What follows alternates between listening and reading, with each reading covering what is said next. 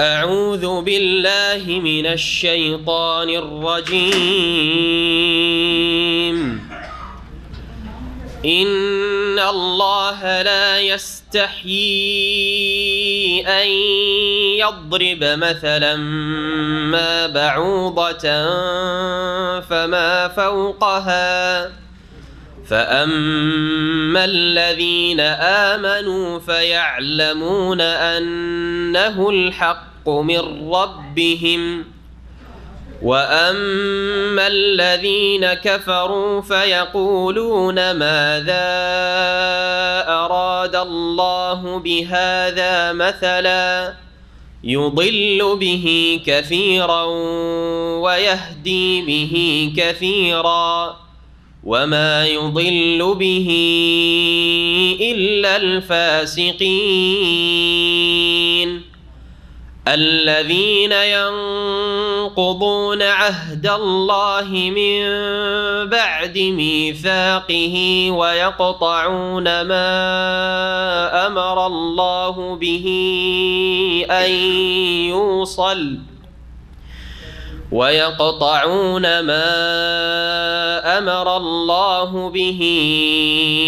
أن يوصل ويفسدون في الأرض أولئك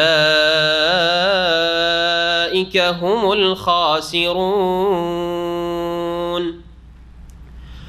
كيف تكفرون بالله وكنتم أمواتا فأحياكم ثم يميتكم ثم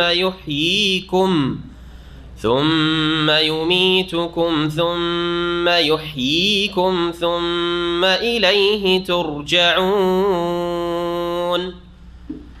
هو الذي خلق لكم ما في الأرض جميعا ثم استوى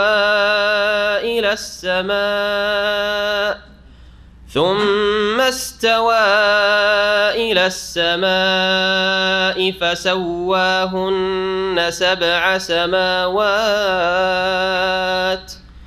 وهو بكل شيء عليم.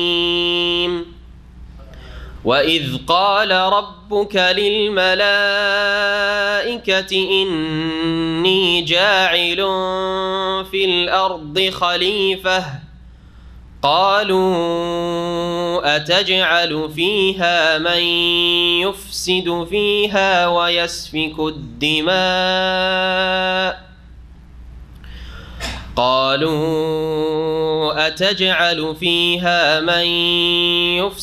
فيها ويسفك الدماء ونحن نسبح بحمدك ونقدس لك قال إني أعلم ما لا تعلمون.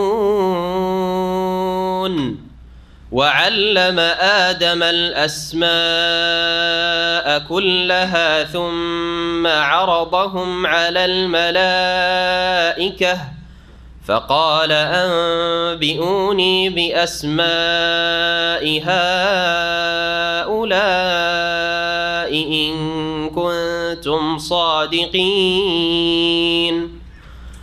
قالوا سبحانك لا علم لنا إلا ما علمتنا إنك أنت العليم الحكيم. قال يا آدم أنبئهم بأسمائهم فلما أنبأهم بأسمائهم قال ألم أقل لكم إني أعلم غيب السماوات والأرض وأعلم ما تبدون وما كنتم تكتمون. وإذ قلنا للملائكة اسجدوا لآدم فسجدوا إلا إبليس أبى واستكبر وكان من الكافرين. وقلنا يا آدم اسكن أنت وزوجك الجنة وكلا منها رغدا حيث شئتما ولا تقربا هذه الشجرة فتكونا من الظالمين فأزلهما الشيطان عنها فأخرجهما مما كانا فيه وقلنا اهبطوا بعضكم لبعض عدو ولكم في الأرض مستقر ومتاع إلى حين فتلقى آدم من ربه كلمات فتاب عليه إنه هو التواب الرحيم قلنا اهبطوا منها جميعا فإما يأتينكم مني هدى فمن تبع هداي فلا خوف عليهم ولا هم يحزنون والذين كفروا وكذبوا بآياتنا أولئك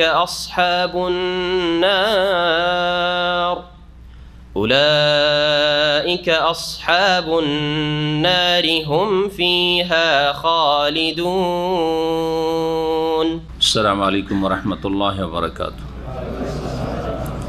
بسم الله الرحمن الرحيم الحمد لله رب العالمين والصلاة والسلام على سيد المرسلين نبينا محمد وعلى آله وصحبه أجمعين أما بعد فأعوذ بالله من الشيطان الرجيم إن الله لا يستحيي أن يضرب مثلا ما بعوضة فما فوقها فأما الذين آمنوا فيعلمون أنه الحق من ربهم وأما الذين كفروا فيقولون ماذا أراد الله بهذا مثلا يضل به كثيرا ويهدي به كثيرا وما يضل به إلا الفاسقين.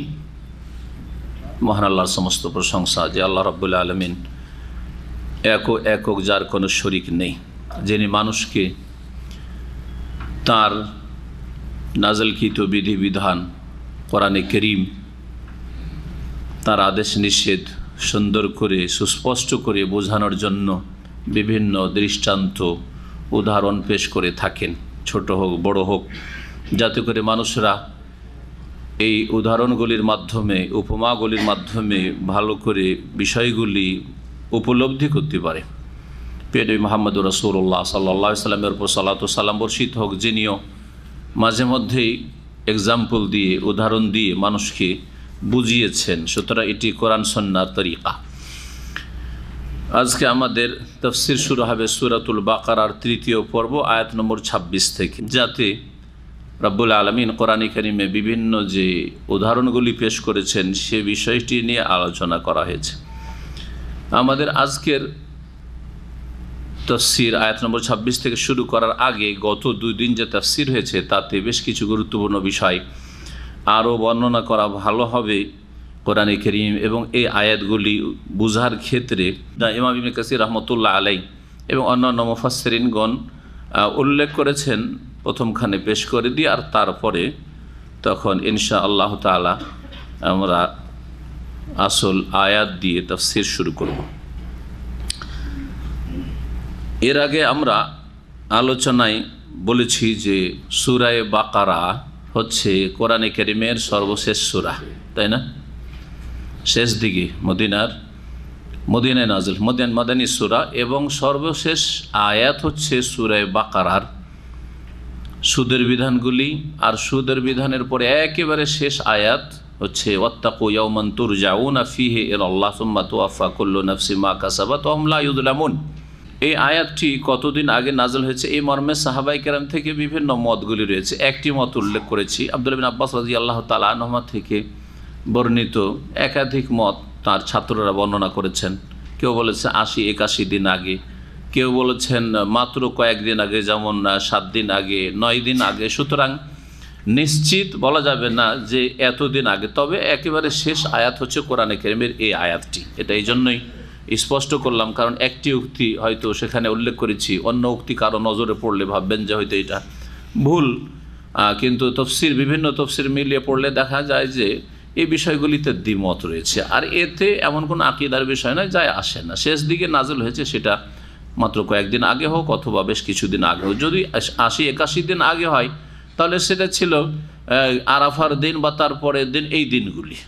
কারণ আরাফা হচ্ছে ১০ই জিলহজ, আর আরাফা হচ্ছে ৯ই জিলহজ, আর ১০ই জিলহজ হচ্ছে কোরবানির দিন। এই জিলহজ মাসের ১০ তারিখ থেকে শুরু করে যদি হিসাব করেন তাহলে জিলহজ মাসে ২০ দিন হয়। আর হ্যাঁ, তারপরে মহরম ৩০, কত হইল ৫০, সফর আর ৩০, তাহলে কত হয় ৮০, আর রবিউল আউয়াল, রবিউল আউয়ালের নবী করিম সাল্লাল্লাহু আলাইহি ওয়াসাল্লামের ইন্তেকাল হয়ে যাচ্ছে কত তারিখে, ১২ তারিখে।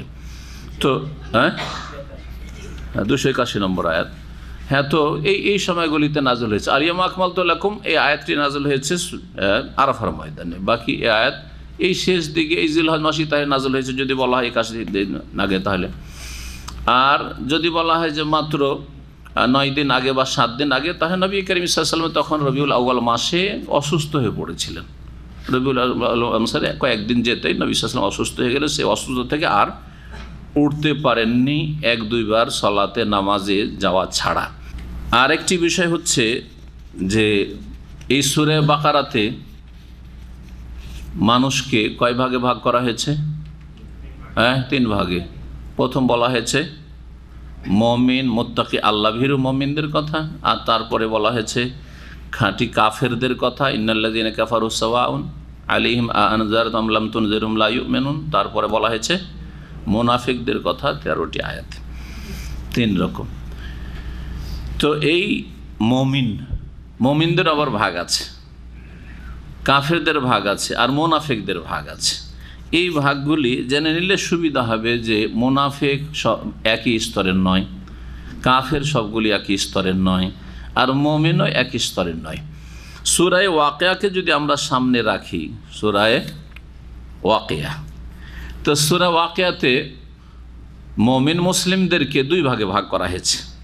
এক বলা হয়েছে আস-সাবিকুন উলাইকাল মুকাররাবুন, যারা অগ্রগামী, দিনের ক্ষেত্রে অগ্রগামী,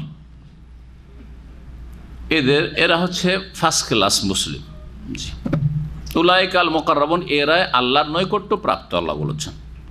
আর এক দলকে বলছে আসহাবুল ইয়ামিন, মা আসহাবুল ইয়ামিন, হ্যাঁ, ডানপন্থী, অর্থাৎ ডান হাতে যাদের আমলনামা আসবে, জান্নাত পাবে, ওরা জান্নাতি।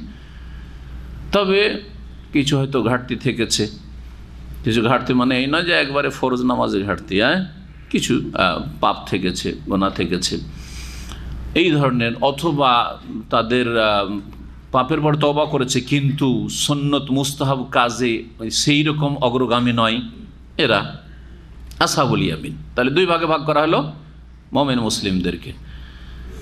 সূরা ফাতিরে মুসলিমদেরকে 3 ভাগে ভাগ করা হয়েছে। হ্যাঁ, 3 ভাগে ভাগ করা হয়েছে। ওখানে একটু পার্থক্যের সাথে করলেই 3 ভাগ হয়ে যাবে। ফামিনহুম যালিমুল লিনাফসিহি, কিছু মুসলিম মুমিন আছে যারা নিজেদের উপর জুলম অত্যাচার করে থাকে, মানে বিভিন্ন পাপে জড়িয়ে যায় কিন্তু তওবা করে। হ্যাঁ, ওয়ামিনহুম মুকতাসিদুন, আর কিছু আছে মধ্যমপন্থী, অর্থাৎ ফরজ অজেবে ঘাটতি নেই, হারাম নাজায়েজে লিপ্ত না, সুন্নত মুস্তাহাবে হয়তো ঘাটতি আছে, মাকরুহাত অপছন্দনীয় কিছু এরকম কিছু করে ফেলে হয়ে যায়, এই ধরনের কিছু আছে, তাহলে মধ্যমপন্থী। অমিনহুম সাবেকুন বিল খায়রাত, আর কিছু মুমিন মুসলিম আছে যারা কল্যাণ সমূহে ভালো কাজগুলিতে অগ্রগামী, সাবেকুন বিল খায়রাত। তাহলে 3 ভাগ হলো না মুসলিমদের, এই ভাগ করা হয়েছে। তাহলে মুমিন মুসলিমরা 3 ভাগ করার আলোকে অথবা সূরা ওয়াকিয়ার আলোকে 2 ভাগ করা যেতে পারে। এরা সকলেই জান্নাতি। জালেমুল লিনাফসিহি, যারা সূরা ফাতিরের আলোকে তারা যদি তাদের জুলুম থেকে মুক্ত না হয় তওবা সংশোধনের মাধ্যমে তাদের জীবদ্দশায়, তাহলে তাদের আযাব হবে আল্লাহ, অথবা আল্লাহ তার রহমতে তাদেরকে ক্ষমা করতে পারে, না আযাব হবে কবরে, জীবনে আযাব হবে, দুনিয়ার বিভিন্ন আযাব শাস্তি ধাক্কা খেয়েছে, আর আখিরাতেও আযাব হতে পারে, এমনকি জাহান্নামেও আযাব হবে। বিভিন্ন লোক এমন আছে যাদের কবর আযাব দিয়েও ক্ষমা হইল না, কাফারা হইল না, জাহান্নামের আযাব হবে, তাদের কিছু কাল হবে, কারো দীর্ঘকাল হবে হবে। জি, তাহলে মুমিন মুসলিমদের সম্পর্কে আমরা ভাগ জানলাম। তারপরে দ্বিতীয় শ্রেণী কাফেরদের কথা আলোচনা হয়েছে, তাই না? কাফেররা দুই ভাগে বিভক্ত। কাফেররাকে দুই ভাগে ভাগ করা যেতে পারে। এক হচ্ছে কাফের যারা নিজেরা কাফের, অন্যদেরকে কুফরির দিকে আহ্বান করে। হ্যাঁ, কুফরির দায়ী ওরা, দায়ী আলাল কুফর। দ্বিতীয় কাফের হচ্ছে মুকাল্লেদ কাফের, অন্ধ অনুসারী কাফের। কাফের আল্লাহ পরকালের সাথে কুফরি করে অথবা তাওহীদের সাথে কুফরি করে, শিরকে লিপ্ত। এরা কাফের, কিন্তু এরা অন্ধ অনুসারী। বাপদাদা করে এসছে, বাপদাদা ধর্ম ছেড়ে দেবো? হ্যাঁ, আমি যদি মুসলিম হয়ে যাই তাহলে আমার সমাজ কি বলবে? হ্যাঁ, আমার বাপ মাকে ছাড়তে হবে, আমার স্ত্রী ছাড়তে হবে, আমার ছেলে মেয়ে ছাড়তে হবে, আমার ধন সম্পদে বঞ্চিত হব। মুকাল্লিদ অনুসারী এত লোকেরা এইরকম আদর্শে বিশ্বাসী। আপনারা কয়জন কবর মাজার পূজা করছে, বড় শিরক করছে? ওদের সামনে ওদের মুকাল্লিদগুলোর কথা, এত বড় বড় আলেমরা, ওরা কি খেয়ে পড়ে চলে জানে না? আপনি বলছেন এটা শিরক? এরা হচ্ছে ওয়াসিলা আল্লাহকে পাওয়ার। এরা মুকাল্লিদ, অন্ধ অনুসারী। তো যারা কাফের মুশরিক তারা দুভাগে বিভক্ত। দায়ী যারা নিজেরা কাফের মুশরিক আর তার সাথে সাথে অন্যকে কুফরি শিরকের দাওয়াত দিয়ে থাকে, শিরকি আকীদার মোল্লা যাদেরকে আলেম সমাজ বলা হয়েছে, এরা আলেমে সু। রাত্রে আলোচনা করব মন্দ আলেমদের সম্পর্কে। এরা হচ্ছে ওলামায়ে সু, যারা ভুল ইসলামের দিকে ডাকে। যেই ইসলাম আল্লাহ নাজেল করেননি, ইসলামের অপব্যাখ্যা করে, কোরআনে হাদিসের ভুল ব্যাখ্যা দিয়ে মানুষকে শিরকের দিকে, বিদাতের দিকে অথবা ভ্রান্ত মতবাদের দিকে ডাকে, যেটাকে ইসলাম বলে, আসলে সেটা ইসলাম নয়। এরা হচ্ছে একদল যারা দায়ী, এরা বেশি অপরাধী না? আর একদল অন্ধ অনুসারী, জনগণ কিছু জানে না, কি বলবো? শাইখ ইবনে বাজকে আলেম মনে হয়, আর আলবানীকে আলেম মনে হয়, বরং এদেরকে আলেম মনে, এদের সমালোচনা করে, এদেরকে গালমন্দ করে। হ্যাঁ, সৌদি আরবের বড় বড় আলেমদেরকে, আইম্মায়ে কেরামদেরকে গালমন্দ করে। কিন্তু তাদের মোল্লা যারা শিরক বিদআতের তালিম শিক্ষা দিচ্ছে, যাদের কাছে নেই দলিল, যারা ধর্মের অপব্যাখ্যা করছে কোরআনের আয়াতের, তাদেরকে আল্লাহ মনে করছে। জনগণ মোটা খায়, মোটা বুঝে বেচারা বিভ্রান্তির শিকার হয়েছে। এরাকে মুকাল্লিদ, অন্ধ অনুসারী কাফের অথবা মুশরিক বলা যেতে পারে, অথবা বিদাতপন্থী, অন্ধ অনুসারী। বেদাতিও ওই রকম, বেদাতি দায়ী আর বেদাতি মুকাল্লিদ। বেদাতিও দুই ভাগে বিভক্ত। কিছু লোক বেদাতের দাওয়াত দিচ্ছে ভুল ধর্মের, আর কিছু লোক ভুল ধর্মের অন্ধ অনুসারী, অন্ধভক্ত। তাহলে কাফেরদের ভাগ হয়ে গেল, বেদাতিদের ভাগ হয়ে গেল এর সাথে। তাহলে বেদাতিকে ঢালা হারে বলা যাবে না যে বেদাত মানে কুফরি। বেদাত কিছু ফাসেক বেদাতি, আর কিছু হচ্ছে বড় কুফরিকারী বেদাতি। ঠিক ওই রকমই মুশরিকদের মধ্যে দুই দল, সবাই মুশরিক, কিন্তু মুশরিকদের মধ্যে দুই দল, কাফেরদের মধ্যে দুই দল। একদল হচ্ছে শিরক কুফরি দাওয়াত দিচ্ছে, ভ্রান্ত মতবাদ প্রচার করে বেড়াচ্ছে। আর আরেক দল হচ্ছে যারা অন্ধ ভক্ত, অন্ধ অনুসারী, তাদের বাপদাদার দোহাই দেয় অথবা মুরব্বীদের বড়দের দোহাই দেয়। বাকি থাকলো এখন মুনাফিক, তাই না? তার আগে বলি, এই যে কাফেরদেরকে দুই ভাগে ভাগ করলো, এর দলিল কি? এর দলিল সূরা নূরে আছে। দুটো ভাগ করেছেন, ওয়াল্লাযীনা কাফারু আমালুহুম কাসারাব। আল্লাহ বলছে যারা কাফের তাদের আমলগুলি মরীচিকার মতো। এটা হচ্ছে যারা কাফের মুশরিক, তার সাথে সাথে কুফরি এবং শিরকের দিকে আহ্বানকারী, শিরক কুফরির দায়ী, তাদের আমলগুলি, কিয়ামতের দিন কর্মগুলি মরীচিকার। ওরা ভেবেছে যে আমরা খুব ভালো কাজ করেছি, অনেক লোককে ইসলামের কথা বলেছি, ধর্মের কথা বলেছি, অথচ শিরকি ধর্ম শিক্ষা দিয়েছে।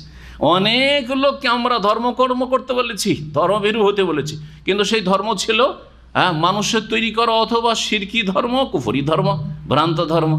সুতরাং ওরা যে আশা করে বসে আছে যে এই ধর্ম দিয়ে আমরা উচ্চ স্থান পাবো, এটা তাদের মরীচিকায় পরিণত হবে।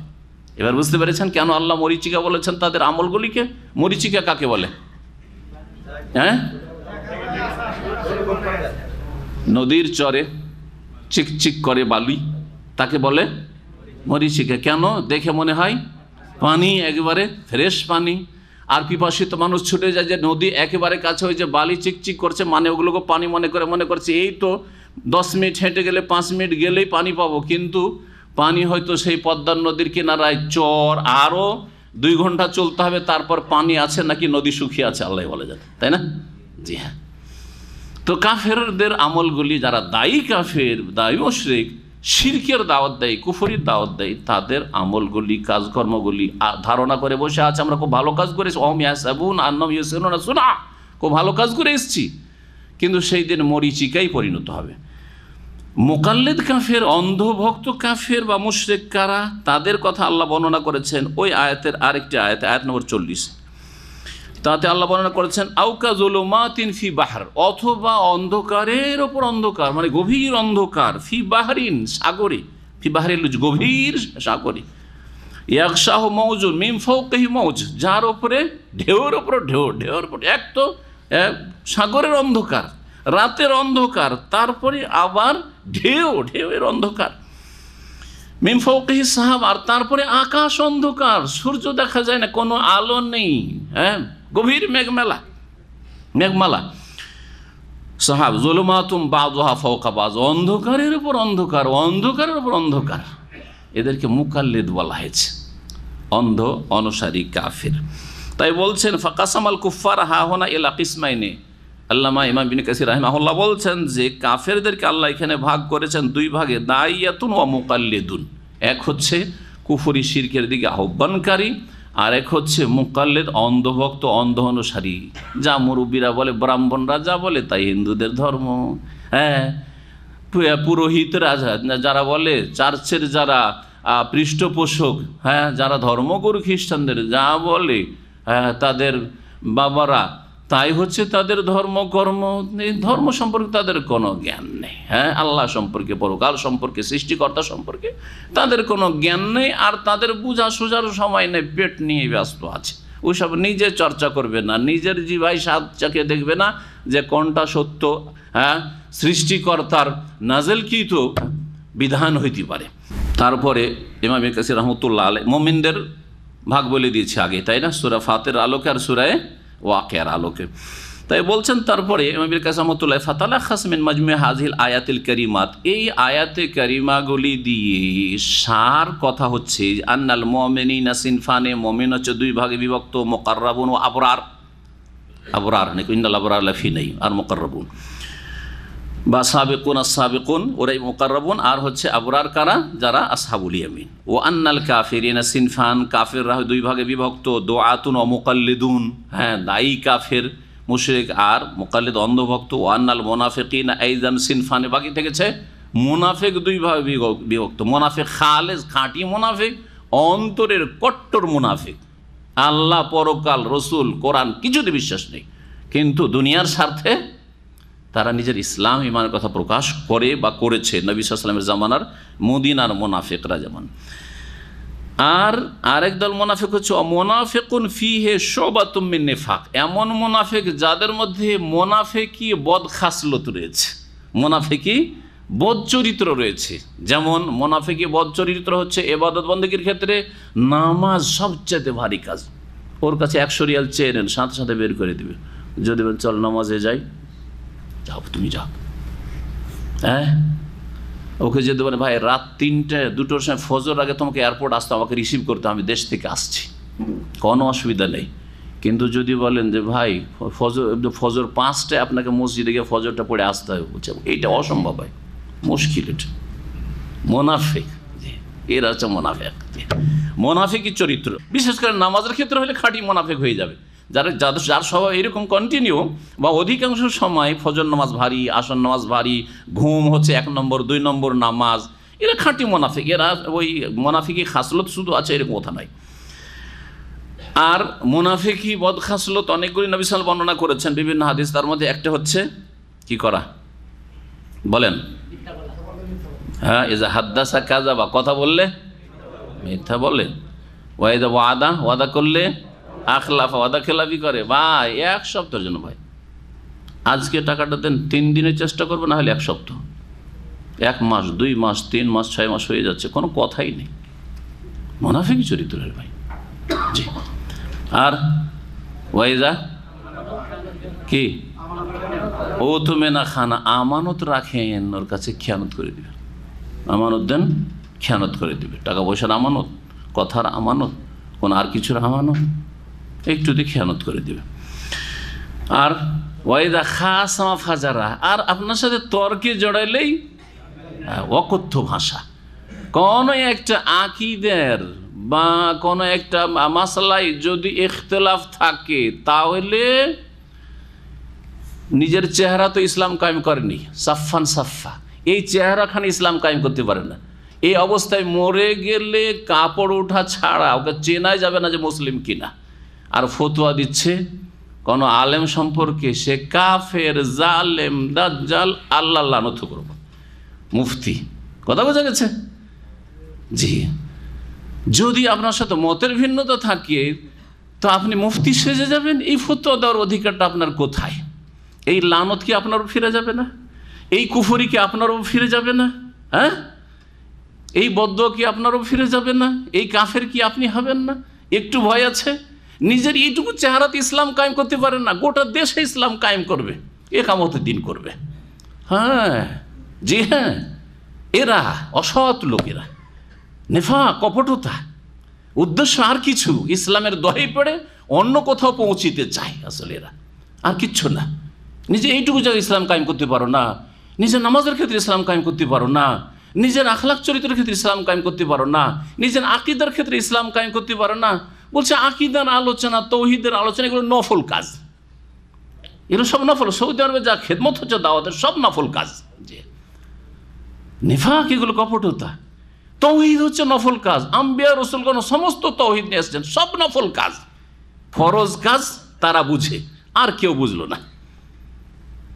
না আম্বিয়া রাসূলগণ ফরজ কাজ আদায় করলেন, না সৌদি আরবের সরকার, তৌহিদের সরকার ফরজ কাজ আদায় করে এদের কাছে, গোমরাহদের কাছে, অথচ খাই দেয় সৌদি আরব থেকে, সব কিছু নিয়ে যায় সৌদি আরব থেকে, আর সবচেয়ে বিদ্বেষী সৌদি আরব সম্পর্কে এরা। এত নেফাক এদের মধ্যে। সৌদি আরবের কাছে যখন টাকার প্রয়োজন হয় ইলেকশন করার জন্য, তখন সৌদি আরব খুব ভালো দেশ। আর যখন ওয়াইদা খালাউ ইলা শায়াতিন, আর যখন নিজেদের দলপতিদের সাথে মিশে, তখন ইরান হচ্ছে ইসলামিক প্রজাতন্ত্র, ইরান আমাদের জন্য আদর্শ, ইরানের মহিলারা আমাদের জন্য আদর্শ, রাস্তায় নেমে যেতে হবে, বিপ্লব নিয়ে আসতে হবে, ইরানের খোমেনির মতো বিপ্লব। খোমেনি বলবেন ইমাম খোমেনি, তাদের ইমাম ওটা। কথা বোঝা গেছে? এগুলো হচ্ছে এদের চরিত্র। মুনাফিক ফিহে শুবাতুম মিন নিফাক, এগুলো হচ্ছে নেফাক, কপটতা, দুমুখী হওয়া, নেফাক, তৌহিদের গুরুত্ব না দেওয়া, নেফাক। জি হ্যাঁ, এই জন্য নবী করিম সাল্লাল্লাহু আলাইহি ওয়াসাল্লাম বলেছেন সহিহ বুখারী মুসলিমের, সালাসুন মান কুন্না ফী কানা মুনাফিকান খালিসান, এই তিনটি যদি বদচরিত্র কার মধ্যে থাকে তো সে খাঁটি মুনাফিক। ওমান কানাত ফিহি ওয়াহিদা, একটা যদি বদচরিত্র থাকে এরকম, কানাত ফিহি খাসলাতুম মিন নিফাক, তাহলে মুনাফিকের একটি খাসলত, একটু চরিত্র তার মধ্যে রয়েছে, হাত্তা ইয়াদাহ, যতক্ষণ পর্যন্ত না ছাড়বে। মানে ইজা হাদ্দাসা কাযাবা ওয়া ইজা ওয়াদা আখলাফা ওয়া ইজা উতুমিনা খানা। এছাড়াও অনেকগুলি হাদিস রয়েছে, যাই আর এতে বেশি কথা লম্বা না করে আর একটি বিষয় সম্পর্কে আলোচনা, সেটা হচ্ছে কোরআন হচ্ছে মুজিজা। কোরআন হচ্ছে কি? নবী মুহাম্মদ রাসূলুল্লাহ সাল্লাল্লাহু আলাইহি ওয়াসাল্লামের হাজারের বেশি মুজিজা রয়েছে, একটা দুটো মুজিজা না। তার মধ্যে কোরআনে কারীম সবচেয়ে বড় মুজিজা রাসূলুল্লাহ সাল্লাল্লাহু আলাইহি ওয়াসাল্লাম, তা দিয়ে চ্যালেঞ্জ করা হয়েছে। মুজিজা দিয়ে কি করা হয়? জাতিকে আজেজ করা হয়, মানে জাতিকে চ্যালেঞ্জ করে তাদেরকে অপারগ সাব্যস্ত করা হয় যে তারা পারলি না কোরআনের মোকাবেলা করতে। এটা হচ্ছে এজাজ। জি, কোরআনে কারীমের কয়েক জায়গায় আল্লাহ এই চ্যালেঞ্জ করেছেন, তার মধ্যে সূরা কাসাসে রয়েছে, কুল ফাতু বিকিতাবিম মিন ইনদিল্লাহ হুয়া আহাদা মিনহুমা আত্তাবিউহু ইন কুনতুম সাদিকিন। তোমরা হে নবী বলে দাও, তোমরা তাহলে এর চাইতে ভালো কিতাব নিয়ে আসো, হ্যাঁ, যেটা এর চাইতে বেশি হেদায়াত তোমাদেরকে দিতে পারে, যদি সত্যবাদী হও তোমরা। তাহলে সূরা বনী ইসরাঈলে আল্লাহ বলছেন, কুল লা ইন ইজতামাআতিল ইনসু ওয়াল জিন্নু আলা আন ইয়াতু বিমিসলি হাযাল কুরআনি লা ইয়াতুনা বিমিসলিহি ওয়ালাউ কানা বাযুহুম লিবাযিন যাহিরা। যদি মানুষ জিন সব এক হয়ে যায় এইরকম একটা কোরআন নিয়ে আসার জন্য, কখনো নিয়ে আসতে পারবে না, যদিও তারা একে অপরের সার্বিক সাহায্য করে। সূরা হুদে আল্লাহ বলছেন, আম ইয়াকুলুন ইফতারা, এই কাফিররা মুশরিকরা বলছে যে মুহাম্মদ রচিত কোরআন, মুহাম্মদ সাল্লাল্লাহু আলাইহি ওয়াসাল্লাম এটা রচনা করে। কুল, হে নবী তাদেরকে ঘোষণা করে দাও, ফাতু বিআশরি সুওয়ারিন মিসলিহি মুফতারায়াত, তাহলে তোমরাও 10টি সূরা এইরকম বানিয়ে নিয়ে আসো, রচনা করে নিয়ে আসো। ওয়াদু মান ইসতাতা'তুম মিন দুনিল্লাহ, আল্লাহ ছাড়া যত শক্তি পারো সহযোগী পারো তাদেরকে ডেকে নিয়ে আসো, ইন কুনতুম সাদিক, সত্যবাদী হলে। সূরা ইউনূসে আল্লাহ চ্যালেঞ্জ করছেন, ওমা কান হাযাল কোরআন ইফতারা মিন দুনিল্লাহ, কোরআন এমন বাণী নয় যেটা আল্লাহ ছাড়া কারো রচিত হইতে পারে বা কেউ রচনা করতে পারে। ওয়ালাকিন তাসদীকাল্লাযী বাইনা ইয়াদাইহি ওয়া তাফসীলা কুল্লি শাই, কোরআনের পূর্বে যেই তাওরাত ইনজিল আসমানি কিতাব নাযিল সেগুলির সত্যায়নকারী কোরআনে কারীম, এবং সব কিছুর তাতে বিস্তারিত বিশদ বিবরণ রয়েছে। তাফসীলা কুল্লি শাই, যা প্রয়োজন মানুষের জন্য, সব কিছু মানে দুনিয়ার সব কথা নয়, বরং যেগুলির মানুষের কল্যাণের জন্য প্রয়োজন সেসব কথা কোরআনে পূর্ণ মাত্রায় বর্ণিত হয়েছে। এবং কোরআনের ব্যাখ্যার জন্য রাসূলুল্লাহ সাল্লাল্লাহু আলাইহি ওয়াসাল্লামকে পাঠানো হয়েছে, তার হাদিস যেটি দ্বিতীয় ওহী তা দান করা হয়েছে। আলা ইন্নী উতীতুল কোরআন ওয়া মিসলাহু মাহু, নবী মুহাম্মদ সাল্লাল্লাহু আলাইহি ওয়াসাল্লাম বলছেন যে শুনে রাখো, আমাকে কোরআন দেওয়া হয়েছে আর কোরআনের মতো আরও কিছু দেওয়া হয়েছে, সেটা হচ্ছে রাসূলুল্লাহ সাল্লাল্লাহু আলাইহি ওয়াসাল্লামের সুন্নাহ বা হাদিস, সেটাও দ্বিতীয় ওহী মনে রাখবেন। এই ছিল সূরা ইউনূস। ও তাফসীল আল কিতাবে লা রাইবা ফিহি রাব্বিল আলামিন, কিতাবের বিশদ বিবরণীতে রয়েছে রব্বুল আলামিনের পক্ষ থেকে, যাতে কোনো সন্দেহ নেই। তারপরে আম ইয়াকুলুনা কুল ফাতু বিসূরাতিন মিসলিহি, তারা বলছে যে এটা রচনা করেছে, আচ্ছা তাহলে তোমরা একটা সূরা নিয়ে এসো। 10টি সূরার চ্যালেঞ্জ, কোরআন নিয়ে আসার চ্যালেঞ্জ, একটি সূরা নিয়ে আসার চ্যালেঞ্জ। ওয়াদউ মান ইসতাতা'তুম মিন দুনিল্লাহ, আর একটি সূরা নিয়ে আসার জন্য যাকে পারো, আল্লাহকে বাদ দিয়ে গোটা দুনিয়ার মানুষজনকে যাকে পারো নিয়ে আসো তোমাদের সহযোগী হিসাবে, ইন কুনতুম সাদিকিন। ও কুল্লু হাযিহিল আয়াতু মাক্কিয়া, এই আয়াতগুলি সবগুলি মক্কায় চ্যালেঞ্জ নিয়ে নাযিল হয়েছে, মক্কি আয়াত, এগুলি হচ্ছে মক্কি আয়াত। তারপরে বলছেন ইমাম ইবনে কাসির রাহমাতুল্লাহ আলাইহি, সুম্মা তাহাদ্দাহুম বিযালিকা আইযান ফিল মাদিনা, মদিনা তো আল্লাহ আবার চ্যালেঞ্জের পুনরাবৃত্তি করছেন, আবার চ্যালেঞ্জ ঘোষণা করছেন এই আয়াতে। কোন আয়াতে? ওয়াইন কুনতুম ফি রাইবিম মিম্মা নাযালনা আলা আবদিনা ফাতু বিসূরাতিন মিন মিসলিহি ওয়াদউ শুহাদাআকুম মিন দুনিল্লাহ ইন কুনতুম সাদিকিন ফাইন লাম তাফআলু ওয়া লাম তাফআলু, করতে পারবে না এরকম কোরআন বা সূরা নিয়ে আসতে পারবে না, আয়াত নম্বর 23 এবং 24। এখন আসি আমরা আয়াত নম্বর 26। কোরআনে কারীমের মুজিজা শব্দের দিক থেকে, অর্থের দিক থেকে, সব দিক থেকে, তাতে যেসব কথা ভবিষ্যৎবাণী বলা হয়েছে সেসব দিক থেকে, শব্দের গঠন বাক্যের দিক থেকেও আর অর্থের দিক থেকে, এবং তার সাথে সাথে যেসব বিষয়গুলি তাতে নাযিল সেই দিক থেকে, যেসব কাহিনী রয়েছে ঘটনা তার সত্যতার দিক থেকে মুজিজা, যেসব ভবিষ্যৎবাণী রয়েছে সেগুলি নিঃসন্দেহে ঘটবে এইগুলির দিক থেকে মুজিজা, এবং কোরআনে কারীমে যেসব আদেশ নিষেধগুলি এসেছে সেগুলি যে মানুষের জন্য কল্যাণকর এই দিক থেকে মুজিজা, কোরআনে কারীমে যেসব বস্তুকে হারাম করা হয়েছে সেগুলি থেকে বেঁচে থাকাতে যে সায়েন্টিফিক রহস্য রয়েছে এই দিক থেকে মুজিজা, কোরআনে যে ভালো কাজগুলি করতে বলা হয়েছে বা ভালো বস্তু গ্রহণ করতে বলে তাতে উপকারিতা রয়েছে এই দিক থেকে মুজিজা, ইত্যাদি বহু দিক রয়েছে। সময়ের স্বল্পতার জন্য শুধু এই মুজিজা এজাজুল কোরআনের দিকে ইঙ্গিত করেই আলোচনা শেষ করে দিলাম। এখন তাফসীর আমরা আপন জায়গায় ফিরে আসি। আজকের যেখান থেকে তাফসীর শুরু হবে আমাদের, তা হচ্ছে ইন্নাল্লাহা লা ইয়াস্তাহি আন ইয়াদরিবা মাসালাম মা বাউদাহ ফামা ফাওকাহা। এই আয়াতের শায়ে নুজুল সম্পর্কে বলা হয়েছে যে কোরআনে যখন চ্যালেঞ্জ করা হলো যে কোরআন মুজিজা, আর কোরআনের মতো কোরআন বা কোরআনের সূরার মতো সূরা তোমরা নিয়ে আসো, নিয়ে আসতে পারলো না, কাফেরদের তো অস্বীকার করার জন্য কিছু অজুহাত লাগবে, তাই না? বাহানা তো লাগবে। কোরআন যে এত মুজিজা, আর কোরআন নাকি আল্লাহর বাণী, তো আল্লাহ আবার মাছির কথা, মশার কথা, আর এই মাকড়সার কথা, এই সব তুচ্ছ জিনিসের কথা কেন বয়ান করে? এটা কি আল্লাহর কথা? হ্যাঁ, কেমন করে আল্লাহর কথা হয়? আজকাল এইরকম কিছু গুমরাহ লোক আছে, শুধু তাওহীদ তাওহীদ, একেবারে তুচ্ছ তাদের কাছে, শুধু নামাজ আর শুধু এইসব, কেমন করে খাওয়া দাওয়া, আর তারপরে আরও তুচ্ছ তাচ্ছিল্য করে কি এই হাইজের মাসলা আর নেফাসের মাসলা আর পবিত্রতার মাসলা, এসব নিয়ে পড়ে আছে এত বড় বড় আলেমরা। হ্যাঁ, আর তার এই সারা পৃথিবীতে কি হচ্ছে এই ক্ষেত্রে তাদের ভূমিকা কি? এটা কাদের যে তরিকায় তারা চলছে, এবং কোরআন সুন্নাহর বিধিবিধানকে এরকম তুচ্ছ জ্ঞান করা যে কত চরম অপরাধ, এগুলিকে বোঝার চেষ্টা করবেন। ঠান্ডা মেজাজে, আল্লাহ যেন তাদের কবল থেকে রক্ষা করেন। তো এটা চরিত্র কাফেরদের, এটা চরিত্র মদিনার মুনাফিকদের, যে মাছির কথা মশার কথা আল্লাহ আবার বয়ান করতে পারে, এগুলো ছোট কথা। আল্লাহ বলছেন শোনো, যেখানে কল্যাণ আছে, ছোট কথাতেই যদি কল্যাণ থাকে তোমাদের মানব জাতির, ছোট কথা বয়ান করতো আল্লাহকে লজ্জা নেই, লজ্জাবোধ করেন না। ইন্নাল্লাহ লা ইয়াস্তাহি, নিশ্চয়ই আল্লাহ লজ্জাবোধ করেন না। আইয়াদরিবা মাসালান, কোনো উপমা উদাহরণ বর্ণনা করতে, মা বাউদা ফামা ফাওকাহা, সেটা মাছির হোক, হ্যাঁ, আর এটা মশা, বাউদাতুন মানে হচ্ছে মশা, মশা হোক, অথবা ফামা ফাওকাহা তার চাইতে কোনো বড় হোক। ফামা ফাওকাহা বড় কথাটির তাফসীর দুই দিকে যেতে পারে, মাছি অথবা তার চাইতে বড়। তো বড় মানে আমরা একটা বড় যেটা বুঝি সেটা হচ্ছে মাছি অথবা তার চাইতে বড়, এই যে বড় মাছি অথবা তার চাইতে বড়, এরকম করে দেখা, তার মানে বড় কিছু, গরু ছাগলের, হ্যাঁ, বা আর কিছুর, হ্যাঁ, মানুষের, দাসের, একটা দাস চাকর বা কৃতদাস হইলো মাছির চাই বা মশার চাইতে বড়। আল্লাহ রাব্বুল কোরআনে কারিমে আবদান মামলুকান, দারাবাল্লাহু মাসালান আবদান মামলুকান, কৃতদাসের দৃষ্টান্ত উদাহরণ পেশ করেছেন। জি, তো ফামা ফাওকাহার একটা অর্থ এই করা হয়েছে তাফসীর, আর একটা অর্থ হচ্ছে আমরা ছোট থেকে ক্ষুদ্রতম বোঝানোর জন্য আরবি ভাষায় ফক শব্দটি ব্যবহার করা হইতে পারে।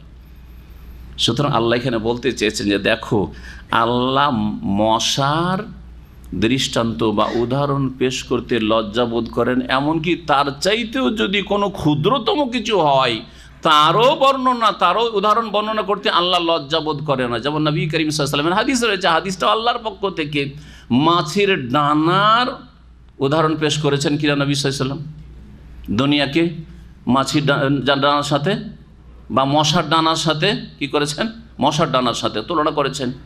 জি, লাউ কানাতিদ দুনিয়া তাদেলু ইনদাল্লাহি জানাহা বাউদা, নবী সাল্লাল্লাহু আলাইহি ওয়াসাল্লাম বলছেন যে সারা দুনিয়ার ভোগবিলাসের সামগ্রী যা কিছু আছে, ধন সম্পদ, স্বর্ণ চাঁদি, এই সবগুলি সারা দুনিয়া আল্লাহর কাছে যদি মশার ডানার সমান মূল্য রাখতে, এখানে শুধু মশা বলা হয়, জানা মানে ডানা, জানাহা বাউদা, মশার একটা ডানার সমান যদি মূল্য থাকতো আল্লাহর কাছে, মা সাকা কাফেরান, তাহলে কোনো কাফেরকে শারবাতা মাইন, এক ঢোক পানি আল্লাহ খেতে দিতেন না। কিন্তু কাফেরকে অঢেল ধন সম্পদ আল্লাহ দিয়ে রেখেছেন, ছাড় দিয়ে রেখেছেন, কিন্তু ছেড়ে দেননি, ধরবেন আল্লাহ। দুনিয়াতে যেমন অনেক আদ সামুদকে, ফেরাউনকে, আরও বড় বড় জালেমকে যুগে যুগে ধরেছেন আর ধরবেন। আর দুনিয়াতে যদি নাও ধরেন তো কোনো দোষের কথা না, কারণ দুনিয়া কোনো বদলার জগৎ নয় যে চূড়ান্ত ফয়সালা আল্লাহকে দুনিয়ায় করতে হবে। আল্লাহ বলছে দুনিয়া হচ্ছে কর্মজগৎ, বদলার জগৎ মতের পরে শুরু হবে, তখন থেকে আল্লাহ ধরবেন। ছাড় দিয়েছেন দুনিয়াতে কিন্তু ছেড়ে দেবেন না, তাই মতের পরে দারুল জাযা রয়েছে, মালিক ইয়াউমিদ্দিন, প্রতিদান জগতের একক মালিক আল্লাহ রাব্বুল আলামিন। ফামা ফাওকাহা ফাআম্মাল্লাযীনা আমানু ফায়ালামুন আন্নাহুল হাক্কু মির রাব্বিহিম, যখন আল্লাহর পক্ষ থেকে কোনো উদাহরণ বর্ণিত হয় তখন মুমিনদের ঈমান বৃদ্ধি পায়, আর কাফেরদের গায়ের জ্বালা বাড়ে, তাদের কুফরি বৃদ্ধি পায়। আল্লাহ বলছেন ফাআম্মাল্লাযীনা আমানু, পক্ষান্তরে যারা মুমিন মুসলিম, হ্যাঁ, ঈমানদার, তারা নিশ্চিত জানে যে আন্নাহুল হাক্কু মির রাব্বিহিম, এই দৃষ্টান্ত তাদের প্রতিপালকের পক্ষ থেকে সত্য। আল্লাহ সত্য কথা বর্ণনা করেছেন, উপকারী কথা বর্ণনা করেছেন। ও আম্মাল্লাযীনা কাফারু, পক্ষান্তরে যারা কাফের, ফায়াকুলুন, তারা বলে মাযা আরাদাল্লাহু বিহাযা মাসালা, এইরকম তুচ্ছ দৃষ্টান্ত উদাহরণ পেশ করে আল্লাহ কি বলতে চেয়েছেন? মশার কথা কেন, মাছির কথা কেন, মাকড়সার কথা কেন, এইসব কেন আল্লাহ বয়ান করেন? গাছের কথা কোরআনে রয়েছে, কেন আল্লাহ বয়ান করছেন? আল্লাহ বলছেন যে শোনো, তাদের জবাবে যে আল্লাহ কি বলতে চেয়েছেন, এইসব ক্ষুদ্র ছোটোখাটো ফালতু জিনিসের দৃষ্টান্ত পেশ করে আল্লাহ বলছেন ইউদিল্লু বিহি কাসীরা ওয়া ইয়াহদি বিহি কাসীরা, বহু মানুষকে এই ছোটোখাটো উদাহরণ দিয়ে আল্লাহ কি করেন? পথভ্রষ্ট করেন, অস্বীকার করলো, অবজ্ঞা করলো, তুচ্ছ জ্ঞান করলো, সুতরাং তাদেরকে গোমরা করলেন। যারা বলবে যে কোরআন এবং হাদিসের আলেমরা দুনিয়ার খোঁজ খবর রাখে না, শুধু হাইজ নেফাসের মাসলা নিয়ে পড়ে আছে, কার উজু কিসে নষ্ট হয় না হয়, নাওয়াকাজে উজু নিয়ে পড়ে আছে। হ্যাঁ, তৌহিদ তৌহিদ করছে, শুধু কাদের তৌহিদ এটাকে বলছে? হ্যাঁ, গরিবদের তৌহিদ নিয়ে পড়ে আছে। হ্যাঁ, গরিবদের তৌহিদের কথা আলোচনা করছি। ইউদিল্লু বিহি কাসীরা, এই দিয়ে আল্লাহ বহু মানুষকে পথভ্রষ্ট করেন। ওয়া ইয়াহদি বিহি কাসীরা, আর বহু লোককে আল্লাহ রাব্বুল আলামিন তা দিয়ে কি করেন? হেদায়েত দান করেন। যে দিন ইসলাম হচ্ছে পূর্ণাঙ্গ জীবন বিধান, সুতরাং ক্ষুদ্র থেকে ক্ষুদ্রতম বিষয় থেকে শুরু করে বড় থেকে বড় সমস্ত বিষয়ের সমাধান কোরআন সুন্নায় রয়েছে। এবং আল্লাহর পক্ষ থেকে, রাসূলের পক্ষ থেকে যা এসেছে কোনোটাই তুচ্ছ না। সেটা আকীদার বিষয় হলেও, আর ইবাদতের বিষয় হলেও, আর আখলাকের বিষয় হলেও, আর সুন্নত মুস্তাহাবের বিষয় হলেও, আর নফলের বিষয় হলেও, আর মাকরুহ অপছন্দনীয় বিষয় হলেও, একেবারে ব্যক্তি জীবনের একটা সাধারণ মাসলার সাথে সম্পর্ক হলেও সেটাও অনেক গুরুত্ব রাখে। কারণ সেটা কার পক্ষ থেকে? আন্নাহুল হাক্কু মির রাব্বিহি, রবের পক্ষ থেকে। ওয়া ইয়াহদি বিহি কাসীরা, বহু লোকেই দিয়ে হেদায়েত হচ্ছে। আলহামদুলিল্লাহ, সৌদি আরবে তৌহিদে উলুহিয়া, তৌহিদে রুবুবিয়া, তৌহিদুল আসমা সিফাত শিখে গিয়ে বহু লোক তৌহিদের দাওয়াত দিচ্ছে। শুধু আপনাদের মতো না, তার আগে মদিনা ইসলামিক বিশ্ববিদ্যালয় থেকে সারা পৃথিবীতে এমন কোনো দেশ নেই সেখানে তৌহিদের দাওয়াত ছড়ায়নি। আমাদের সাথে 120 জন ক্লাসমেট মদিনা ইউনিভার্সিটির, একটা শুধু ফ্যাকাল্টির হাদিস বিভাগের 120 জন মধ্যে 5 জন শুধু চাইনার ছিল। এমন যুগে, যেই যুগে চাইনা কমিউনিস্টের কবলে ছিল, সেই যুগে তারা তৌহিদের দাওয়াত সেখানে নিয়ে গেছে। রাশিয়া কমিউনিস্ট দেশে প্রথম তৌহিদের দাওয়াত নিয়ে গেছে এই মদিনা ইউনিভার্সিটির ছাত্ররা, যেখানে কোরআনের শিক্ষা, তৌহিদের শিক্ষা, ইসলামের নাম পর্যন্ত নিষিদ্ধ ছিল। এই জালেমদের জুলম অত্যাচারে সেখানে তৌহিদের দাওয়াত পৌঁছেছে। যারা নামে মাত্র ইসলাম জানতো, যে আমরা মুসলিম, নামটা আব্দুল্লাহ, কারণ আব্দুর রহমান, কারণ নাম দাউদ, আর কারণ নাম সুলাইমান, এছাড়া ইসলামের কিছুই জানতো না, সেখানে তৌহিদ গেছে। অনেকে তৌহিদের প্রকরণ নিয়ে ঠাট্টা করে, তৌহিদে রুবুবিয়া, তৌহিদে উলুহিয়া, তৌহিদুল আসমা সিফাত। ইয়তীম, হ্যাঁ, দিনের জ্ঞান নেই, বসিরত নেই, যার ফলে এইসব নিয়ে তারা উপহাস করে। ওমা ইউদিল্লু বিহি ইল্লাল ফাসিকিন, আর যাদেরকে পথভ্রষ্ট করেন আল্লাহ রাব্বুল আলামিন, তারা আসলে ভালো মানুষ না, একমাত্র পথভ্রষ্ট করেন যারা সত্যত্যাগী তাদেরকে। ফাসিকিন, ফাসাকা ইয়াফসিকুর শাব্দিক অর্থ ফিস্ক মানে হচ্ছে আল খুরুজ, বেরিয়ে যাওয়া। ফিস্ক মানে ফাসিন কাপ মানে হচ্ছে বেরিয়ে যাওয়া। এখান থেকে নবী করিম সাল্লাল্লাহু আলাইহি সাল্লাম ক্ষতিকর যে প্রাণীগুলি রয়েছে, খামসু ফাওয়াসিক, 5 রকমের ক্ষতিকর, মানুষের যে ক্ষতি করে, বাড়ি ঘরের মাল সামানের ক্ষতি করে, সেই সব কে কি বলেছেন? ফাওয়াসিক বলেছেন। এরা বাড়াবাড়ি করে, এরা নিজের আওতাতে না থেকে এরা ক্ষতি সাধন করে, ফাওয়াসিক বলেছেন। এইরকমই আল্লাহ রাব্বুল আলামিন কাফেরকেও ফাসিক বলেছেন, কাফেরও ফাসিক, ওরা হচ্ছে বড় ফাসিক।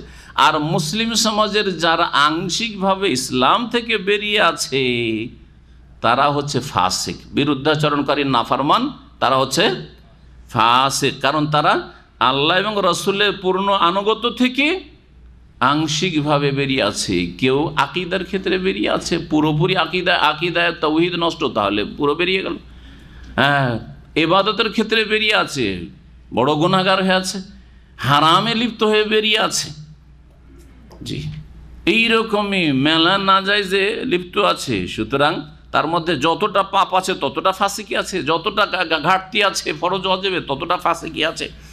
ফাসিকও 2 ভাগে বিভক্ত, বড় ফাসিক আর ছোট ফাসিক। বড় ফাসিক হচ্ছে যাদের ঈমান ভঙ্গ করেছে, অথবা ঈমানের গণ্ডিতে আসেই নাই, অথবা ঈমান থেকে বেরিয়ে গেছে। আর ছোট ফাসিক হচ্ছে যারা মুসলিম থাকা সত্ত্বেও বিভিন্ন পাপে জড়িয়ে আছে, আল্লাহর আদেশে ঘাটতি করে পালনে, অথবা আল্লাহর নিষিদ্ধ কথা কাজে লিপ্ত হয়, বা রাসূলুল্লাহ সাল্লাল্লাহু আলাইহি ওয়াসাল্লামের নাফরমানি করে। কোনো ক্ষেত্রে যতটা যে করলো নাফরমানি, ততটা ফাসিক। নাফরমানি মানে আনুগত্য থেকে বেরিয়ে যাওয়া। ওমা ইউদিল্লু বিহি ইল্লাল ফাসিকিন, আল্লাহ রাব্বুল আলামিনের আয়াত এবং আয়াতে যেসব দৃষ্টান্ত উপমা পেশ করছেন, এইগুলো দিয়ে যারা সত্যত্যাগী তাদেরকেই পথভ্রষ্ট করেন। তাহলে আল্লাহ জবরদস্তি ভালো মানুষকে পথভ্রষ্ট করেন না। যে পথভ্রষ্ট হতে যায় তখন সেদিকে তাকে চালিয়ে দেন। যেমন সূরা নিসার আয়াত নম্বর 115-তে আল্লাহ বলছেন যে নুআল্লিহি মা তাওয়াল্লা, মানুষ যেদিকে চলতে চায় সেদিকে আল্লাহ চালিয়ে দেন। ওমাই ইউশাকিকির রাসূলা মিন বাদি মা তাবায়্যানা লাহুল হুদা, হেদায়েত স্পষ্ট হয়ে গেল, রাস্তা আপনার জানা আছে, ক্লিয়ার। হ্যাঁ, কোরআন সুন্নাহর রাস্তা, তৌহিদ সুন্নাহর রাস্তা, রাস্তা জানার পরে কি করে ইউশাকিকির রসুলের রাস্তা বাদ দিয়ে এইদিকে ওইদিকে সংশয়ের শিকার হয়ে, শুবহাতের শিকার হয়ে ওইদিকে চলে গেলেন, বা শাহওয়াত কুপ্রবৃত্তির শিকার হয়ে শয়তানকে সুযোগ দিলেন, এইদিকে ওইদিকে চলে গেলেন। ওমাই ইউশাকিকির রাসূলা মিন বাদি মা তাবায়্যানা লাহুল হুদা ওয়া ইয়াত্তাবি গায়রা সাবিলিল মুমিনিন, আর মুমিনদের রাস্তা ছাড়া অন্য রাস্তার অনুসারী হলেন নবী করিম সাল্লাল্লাহু আলাইহি ওয়াসাল্লাম। যেই মুমিন দলটিকে ছেড়ে গেছিলেন, সবচেয়ে শ্রেষ্ঠ দল সাহাবায়ে কেরাম, তাদের আদর্শ বাদ দিয়ে খেয়াল খুশি ইসলাম বোঝা শুরু করলেন, খেয়াল খুশি আপনি ইসলামের ব্যাখ্যা করা শুরু করলেন, স্বাধীন চিন্তা চেতনা নিয়ে আপনি কোরআন বুঝবেন। হ্যাঁ, জেনারেল লাইনে পড়াশোনা করে সব তফসির করতে বসে যাচ্ছেন। হ্যাঁ, যে সবার এই তফসির, তোমাকে এই সূরা তফসির করতে, তোমাকে এই সূরা তফসির করতে, তোমাকে এই সূরা তফসির করতে হবে, এই যে তরিকা, ইসলাম পড়ার দরকার নেই, এমনিতেই তফসির করতে পারে। কথা বুঝেছেন? এইরকম যারা করি তাদের অবস্থাটাও এরকম ভাই। হ্যাঁ, ওয়াত্তাবি গায়রা সাবিলিল মুমিনিন, সাহাবায়ে কেরাম সালাফে সালিহিনের মানহাজ ছাড়া অন্য মানহাজ দিয়ে যারা চলতে শুরু করলো, নুআল্লিহি মা তাওয়াল্লা, আল্লাহ বলছেন যে যেদিকে চলবে সেদিকে চালিয়ে দেব। এই কথাটির এখানে মিল আছে। ফাসেকদেরকে আল্লাহ পথভ্রষ্ট একমাত্র করেন, তাহলে যারা ফাসেক হবে না তাদেরকে পথভ্রষ্ট আল্লাহ জবরদস্তি করেন না। তো আল্লাহর পথভ্রষ্ট করাটা কেমন? আল্লাহর দোষ না, আপনাকে এখানে এনে ইন্না হাদাইনাহুস সাবিল, আল্লাহ রাস্তা দেখিয়ে দিলেন, আর এইদিকে ওইদিকে শয়তানের মেলা রাস্তা আছে। আপনি বলছেন এইটা আমাকে ভালো লাগছে, এইটা আমি চয়েস করছি, এই অপশনটা আমাকে ভালো লাগছে, এইটা কষ্টকর, কারণ জান্নাতের রাস্তাকে কষ্টদায়ক বস্তু দিয়ে ঢেকে রাখা হয়েছে। রিজার আছে হুফফাতিল জান্নাত বিল মাকারে, জান্নাতের রাস্তা কষ্টদায়ক বস্তু কাঁটা দিয়ে ঢাকা আছে। ওয়া হুফফাতিন নার বিশ-শাহাওয়াত, আর জাহান্নামকে ঢেকে রাখা হয়েছে কি দিয়ে? হ্যাঁ, মনোরঞ্জনকারী বস্তু দিয়ে, আমোদ ফুর্তি, মজা লাগে, ফজরের সময় ঘুমাইতে মজা লাগে, সুদ খেতে মজা লাগে, বোঝা গেছে? হ্যাঁ, ঘুষ খেতে মজা লাগে, রাতারাতি বড়লোক হইতে মজা লাগে, এত দায়িত্ব পালন করা, আর তারপরে হালাল দিয়ে কত কি করব, আর কি করেই ছেলে মেয়ে মানুষ করব, পারছি না। জি হ্যাঁ, মনোরঞ্জনকারী বস্তু দিয়ে যত আমোদ ফুর্তি দুনিয়ায় করবেন, শয়তান খুশি হবে, আপনি আল্লাহর রাস্তা থেকে দূরে হয়ে যাবেন। এখানে এসে যখন আপনি চয়েস করে নিলেন অন্যদিকে রাস্তা, সিরাতে মুস্তাকিম ছাড়া, আল্লাহ বলছেন নুআল্লিহি মা তাওয়াল্লা, যেদিকে ফিরবে ওইদিকে ফিরিয়ে দিব। আর যখন যেদিকে ফিরবে ওইদিকে ফিরিয়ে দিলাম, কারণ আল্লাহ সৃষ্টিকর্তা, তুমি ওইদিকে ফিরতে চাইলে যাও, বাধা দেবো না। নুসলিহে জাহান্নাম, ওইদিকে কিন্তু জান্নাত নেই, জাহান্নাম আছে, জাহান্নামে ঢুকাই দেবো। আল্লাহ ফাসেকদেরকে আল্লাহ পথভ্রষ্ট করেন, এর ব্যাখ্যা বোঝানোর জন্য এই আয়াতগুলি পেশ করলাম। আল্লাযীনা, ফাসেক কারা? এখন প্রশ্ন হচ্ছে যে আল্লাহ যে বলছেন যে ফাসেকরা হেদায়েত পায় না, ফাসেক কারা? আল্লাহ বলছেন আল্লাযীনা ইয়ানকুযুনা আহদাল্লাহি মিন বাদি মিসাকিহি, যারা আল্লাহর সাথে কৃত চুক্তিকে ভঙ্গ করে, মিন বাদি মিসাকিহি, তা অকাট্য করার পরে, সেই চুক্তি করার পরে, আল্লাহর সাথে চুক্তি হয়েছে, চুক্তির পরে সে চুক্তি ভঙ্গ করে। এই চুক্তি কোন চুক্তি? ইমাম ইবনে কাসির রাহিমাহুল্লাহ এই চুক্তি সম্পর্কে যা বলেছেন সেই কথাটি বর্ণনা করি। আল্লাহ রাব্বুল আলামিন মানুষ এবং জিনকে সৃষ্টি করেছেন কিসের জন্য? হ্যাঁ, তার ইবাদতের জন্য। এই চুক্তিকে আহদ বলা হয়। ওয়াল আহদ আল্লাযী ওয়াসাফা হাউলাইল ফাসিকিনা বিনাকদিহি, যেই চুক্তির কথা, আহাদ ওয়াদা, প্রতিশ্রুতির কথা আল্লাহ বলছেন যে এই প্রতিশ্রুতি যারা ভঙ্গ করবে তাদেরকে আল্লাহ ফাসিকিন বলেছেন। সেটা হচ্ছে হুয়া ওয়াসিয়াতুল্লাহ ইলা খালকিহি, আল্লাহর যে ওসিয়ত বা উপদেশ রয়েছে সৃষ্টি জগতের জন্য, মানুষ এবং জিনের জন্য। ওয়া আমারাহু ইয়াহুম, মানব জাতিকে যে আল্লাহ নির্দেশ দান করেছেন, বেমা আমারাহুম বিহি মিন তাআতিহি, যে আল্লাহর আনুগত্য করবে তোমরা, ওয়া নাহিহি, এবং আল্লাহ এবং তার রাসূল সাল্লাল্লাহু আলাইহি সাল্লামের বিরুদ্ধাচরণ করবে না, নাফরমানি করবে না, এবং যেগুলি নিষেধ করেছি সেগুলি থেকে তোমরা বিরত থাকবে। ফি কুতুবিহি আলা লিসানে রাসূলিহি, আল্লাহর আসমানি কিতাবগুলিতে রসুলগণের মাধ্যমে।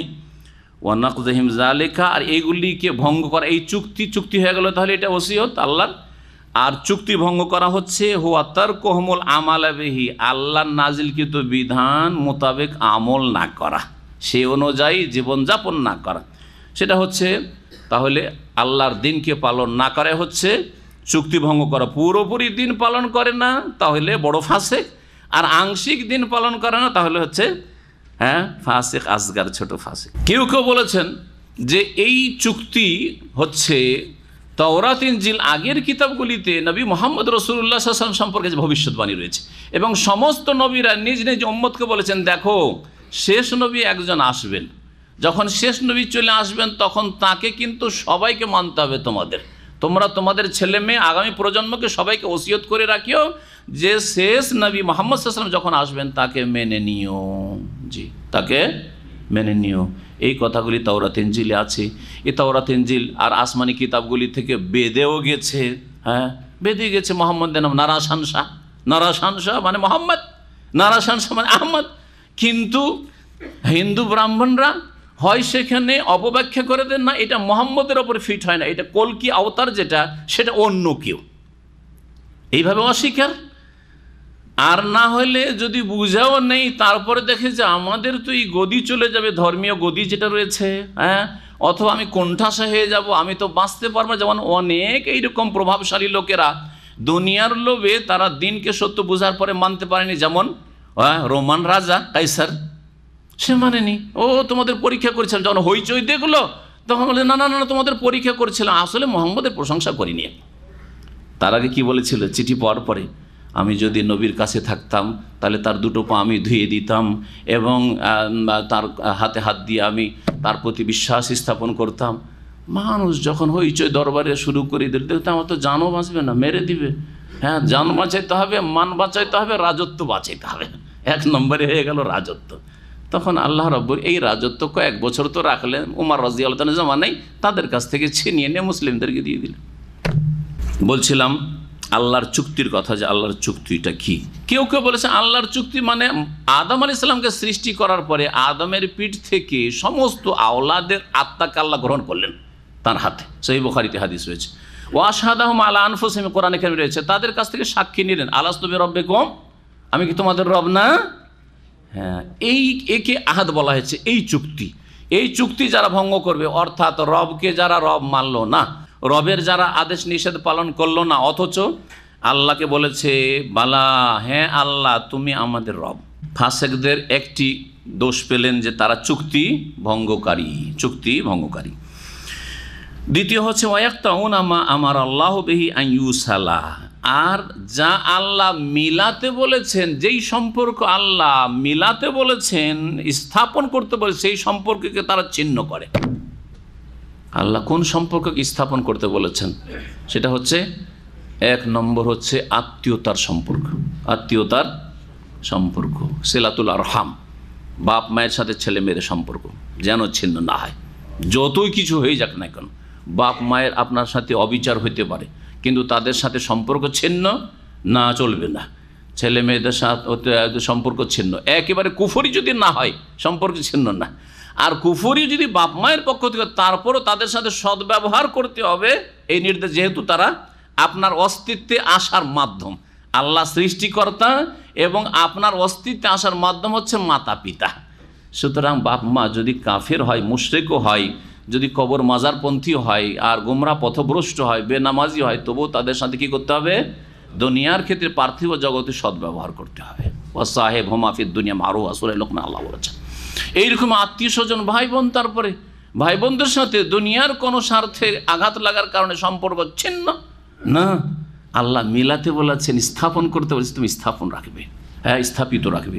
আর না হলেই লা ইয়াদখুলুল জান্নাতা কাতিউন, সহিহ বুখারীর হাদিস রয়েছে, যারা আত্মীয়তার সম্পর্ক ছিন্নকারী তারা জান্নাতে যাবে না। তবে আল্লাহর সন্তুষ্টির জন্য কারোর সাথে সম্পর্ক ছিন্ন করে সেটা আলাদা কথা। এই জন্য বলছি যে দুনিয়ার কোনো গরজে আঘাত লেগেছে সেই জন্য আত্মীয়তার সম্পর্ক ছিন্ন, এটা যেন না হয়। এটা হচ্ছে ফাসেকদের চরিত্র। দিনের সম্পর্ক সবচেয়ে বড় সম্পর্ক। সুতরাং দিনী ভাইদের সাথে সম্পর্ক ছিন্ন করা, ওর সাথে আমার মতের মিল হয় না, সেই জন্য আমি ওর সাথে কথা বলি না, চলবে? ওকে দেখতেই ভালো লাগে না, সেই জন্য ওর সাথে আমি কথা বলি না, চলবে? ও কথা বললে আমার গায়ের জ্বালা হয়। কেন জ্বালা হয়? সেও মুসলিম, আপনিও মুসলিম। হ্যাঁ, কেন? ওর কথা আমার বরদাস্তই হয় না। এগুলো চলবে? আয়াত বিরোধী কথা। আল্লাহ ইমানি ওখুওয়াত, ব্রাদারহুড, যেটা ভ্রাতৃত্বকে অটুট রাখতে বলেছেন। হ্যাঁ, ইন্নামাল মুমিনুনা ইখওয়া, ইমানের ভিত্তিতে আপনার ভ্রাতৃত্ব রয়েছে। আর আপনি সামান্য মতের পার্থক্যের জন্য বা দৃষ্টিভঙ্গির পার্থক্যের জন্য, না, ওর সাথে আমি কথা বলি না, ওর কাছেও আমি যাই না, ওকে দেখলে আমি দূরে সরে যাই, কেটে পড়ি, জায়েজ নয়। 3 দিনের বেশি কথা বন্ধ করো, জায়েজ নয়। 3 দিন আল্লাহ কেন অবকাশ দিয়েছেন? কারণ মেজাজ গরম হয়েছে, ঠান্ডা হওয়ার জন্য 3টা দিন লাগতে পারে মাঝে মধ্যে। হ্যাঁ, মেজাজটা ঠান্ডা করার জন্য অনেকের সাথে সাথে শয়তান থেকে পানা চাইলে আর উজু করলে ঠান্ডা হয়ে যাবে, অনেকে হবে না, তো 3 দিন লাগতে পারে। সেজন্য 3 দিন আল্লাহ অনুমতি দিয়েছেন, তার বেশি না। তারপর আকাশ আমল উঠছে না, আল্লাহ বলছেন যে 3 দিন অপেক্ষা করো, এরা যদি মিলে যায় মুসলিম তাহলে ওপরে উঠাইবা ফেরেশতারা, না হলে ওইদিকে রেখে দাও, ওর আমল ছুঁড়ে ফেলে দাও। আনজিরু হাযাইনি হাত্তা ইয়াস্তালিহা, এদেরকে অবসর দাও, আসমানে এদের আমল নিয়ে আসিও না যতক্ষণ পর্যন্ত তারা নিজের মাঝে মীমাংসা না করে নিচ্ছে। সে যদি মমিন মুসলিম ভাইদের সাথে হয়, তাহলে মমিন মুসলিম যদি আপনার আত্মীয় স্বজন হয়, মমিন মুসলিম আপনার প্রতিবেশী হয়, মমিন মুসলিম যদি আপনার রুমমেট হয়, মমিন মুসলিম যদি আপনার গ্রামবাসী হয়, ইত্যাদি। হ্যাঁ, মমিন মুসলিম একই জায়গায় একই মসজিদে নামাজ পড়ছেন। যেমন মসজিদে দেখলেন যে এই দরজাতে ঢুকলো, ও ডান দিকে লাগবে না বাম দিকে, আগে দেখি, ও যদি ডানের লাগে আমি বামে। আছে অনেকে, এই নামাজ পড়ে লাভ কী হবে? শুধু নামাজ দিয়ে জান্নাত যেতে পারবেন? হ্যাঁ, নামাজ ছাড়া জান্নাত যেতে পারবেন না, নামাজ ছাড়া মুসলিমও থাকবেন না, কিন্তু নামাজের সাথে সাথে অন্তরকে সাফ করতে, কালবে সলিম হইতে হবে, না হলে জান্নাতে অন্তরে খাবাসাত নিয়ে যাওয়া যাবে না। ইয়াউমা লা ইয়ানফাউ মালুন ওয়ালা বানুন ইল্লা মান আতাল্লাহ বিকালবিন সালিম, যতক্ষণ পর্যন্ত অন্তর সহি সালামত না হবে, হিংসা, বিদ্বেষ, শত্রুতা, হ্যাঁ, দুশ্মনী, আর তার ক্ষতি হোক, মন্দ আকাঙ্ক্ষা করা, এসব থেকে যতক্ষণ পর্যন্ত মুক্ত না হবে, তার আগে কুফরি শিরক মুক্ত না হবে, ততক্ষণ পর্যন্ত এই অসুস্থ হৃদয়, এই রোগাক্রান্ত হৃদয়ওয়ালা মানুষ কখনো জান্নাতে যাবে না। আর কিয়ামতের দিনে তাদের প্রভাব এবং ধন জন কোনো কাজে আসবে না, আল্লাহ বলছেন। তাহলে আমাদের সম্পর্ক যাদের সাথে আল্লাহ স্থাপন করতে বলেছেন তা বিচ্ছিন্ন করা হচ্ছে কাবিরা গুনাহ, জান্নাতে যেতে বাধা সৃষ্টি হবে, এবং এই সম্পর্ককে মজবুত করা হচ্ছে মুমিনদের কাজ। ফাসিকদের চরিত্র হচ্ছে সম্পর্ক ছিন্ন করা দুনিয়ার গরজে। ওয়ায়ুফসিদুনা ফিল আরদি, আর ফাসিক সত্যত্যাগী ওরা যারা পৃথিবীতে বিশৃঙ্খলা সৃষ্টি করে, অশান্তি সৃষ্টি করে, পৃথিবীতে ফাসাদ সৃষ্টি করে। উলাইকা হুমুল খাসিরুন, আর ওরাই হচ্ছে ক্ষতিগ্রস্ত এরা, যারা কি করে?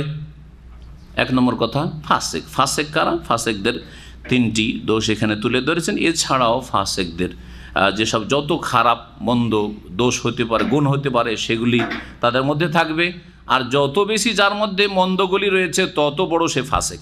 আল্লাহ রাব্বুল আলামিন তারপরে তার অস্তিত্ব সম্পর্কে মানুষকে সচেতন করছেন।